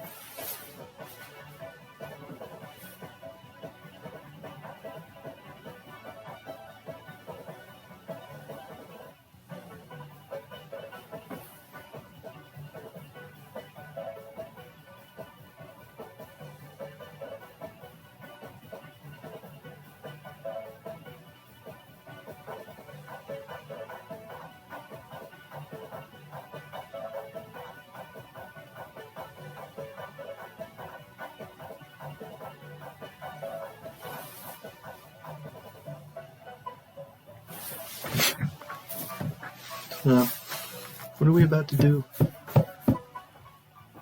I was going to do the weird thing that they were saying, reclassify this revenue to this. Debit, revenue account, credit, deferred inflows or resources. So first we debit the revenue account of property tax revenue. So property tax, it's actually going to just be revenue. That was revenue. Property taxes. And we're going to count it as a deferral. Debit the amount.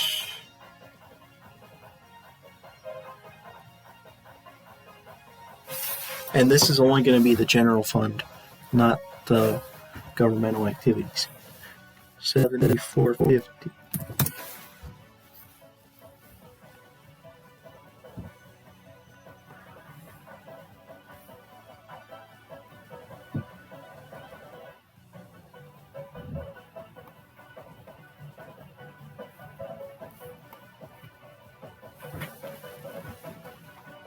And then deferred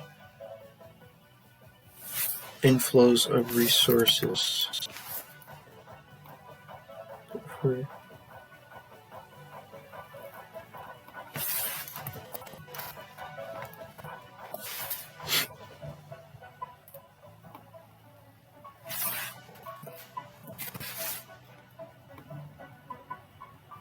Okay, so we have completed the general fund section there, but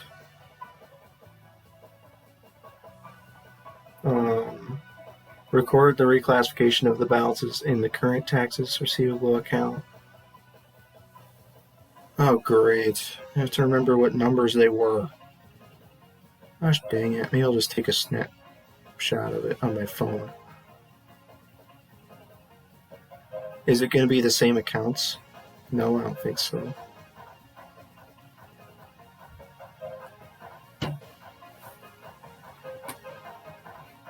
Let's see.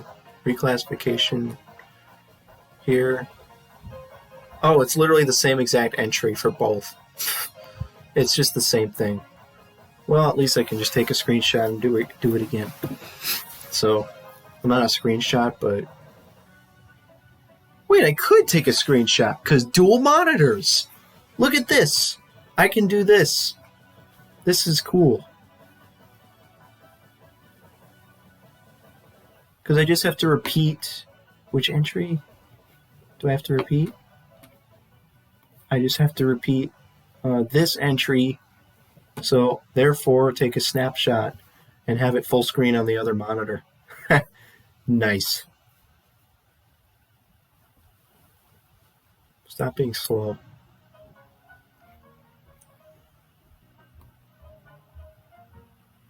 This should work, right? It should be able to allow me to rectangular, and then we're going to go like this. We're copying this. Yep, we can't copy and paste it. Of course we can't.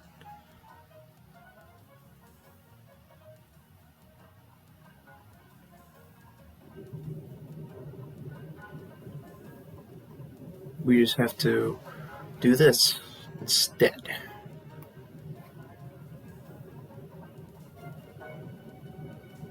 Why is it spilling over into the other screen? Okay. Look at this. This is awesome. I haven't been able to do this before.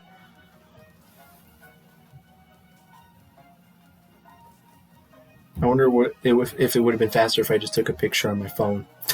I don't know. But at least it's a bigger screen and easier to see. So.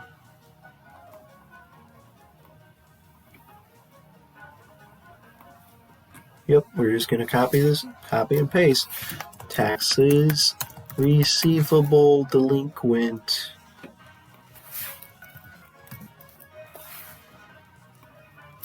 $281,805.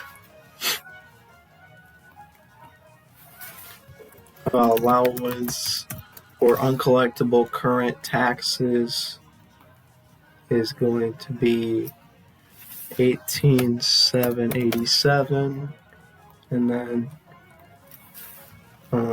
taxes receivable current will be 281,805, and then allowance for uncollectible delinquent taxes will be 18,787, and that's it. There it is. We're done with that number. We're done with this number because we don't have to do the 70,450 in the other thing, right?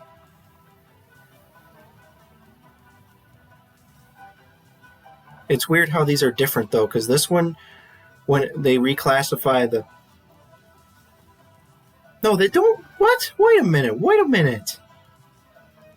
Dude, what is going on here? Why are they doing different things? Hold on a sec. Maybe I am doing it wrong.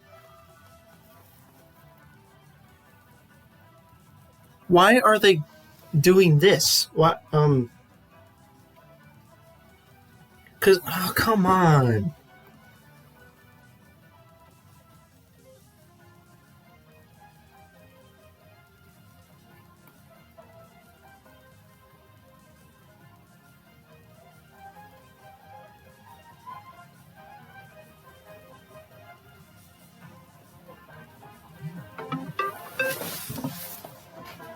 I may have done this wrong. Because they identified the full... Okay, no, I think I did it right anyways.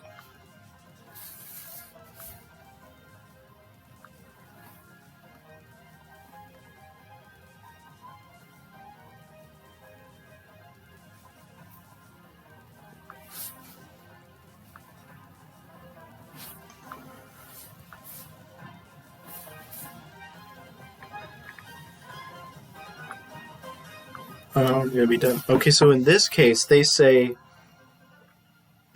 here's the difference here.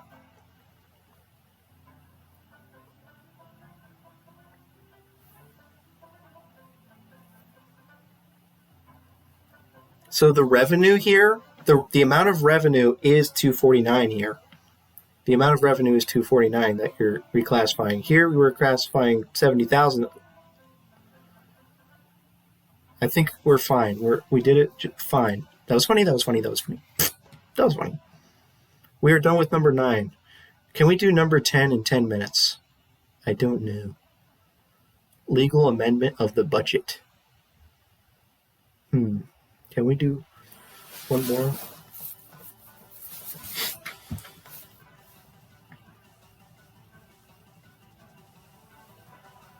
Maybe I'll save a backup. Let's see. Legally amend the budget.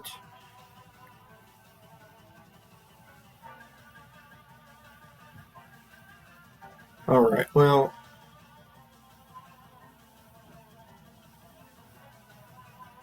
yeah, that might take more than 10 minutes, but it looks relatively simple. Anyways, we're going to save as backup. We're going to back up this. I mean, I could save just to be safe, but it should automatically save it anyways. Backup,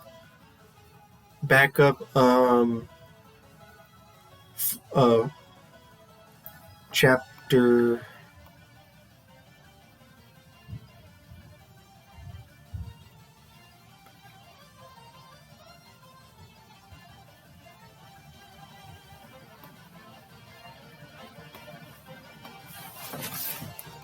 We have backup, chapter 3 or chapter 4 up to through chapter 4 through 9 through A9. Backup chapter 4 through A9.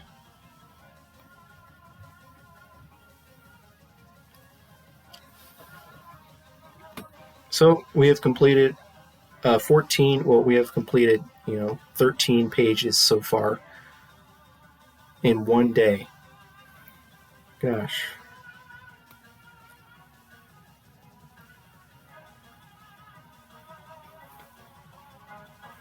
So yep, we saved. We're all good. So bye. This giant monitor is so weird.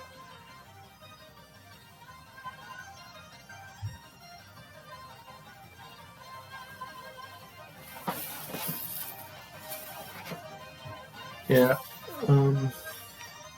it was probably not necessary to take all the stuff off my desk. I can just throw it all back on my desk. It's just going to be... That was funny.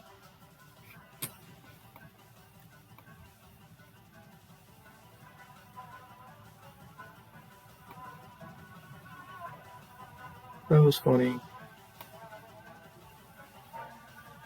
So, I would have to go back and figure out how many hours I spent today. I can't be bothered to do that. I'll probably just add it all up at the end. Or maybe I'll take a look at it. But I mean, I kind of did work on it from like 9 in the morning to 7 p.m., but I took a giant long break for lunch, and I also had to go buy a cable to get and set up the dual monitors. So, but other than that, those two things, I worked on it the whole day and got probably a little bit over halfway through chapter 4. Like only halfway through chapter 4. Are you kidding me? I don't know. I might be a little bit more than halfway done. I just don't know how long the other, like the B through D, is going to take. But man, chapter 4, I worked on chapter 4 for almost 4 hours, and I was like only 60 or 70% of the way done with it after 4 hours. Gosh.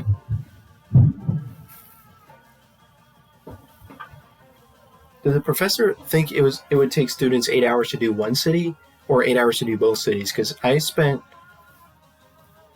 I don't think I spent a full 8 hours on it. Probably like 6 or 7 hours, or 6 hours to get part of the way through chapter 4. So that was funny.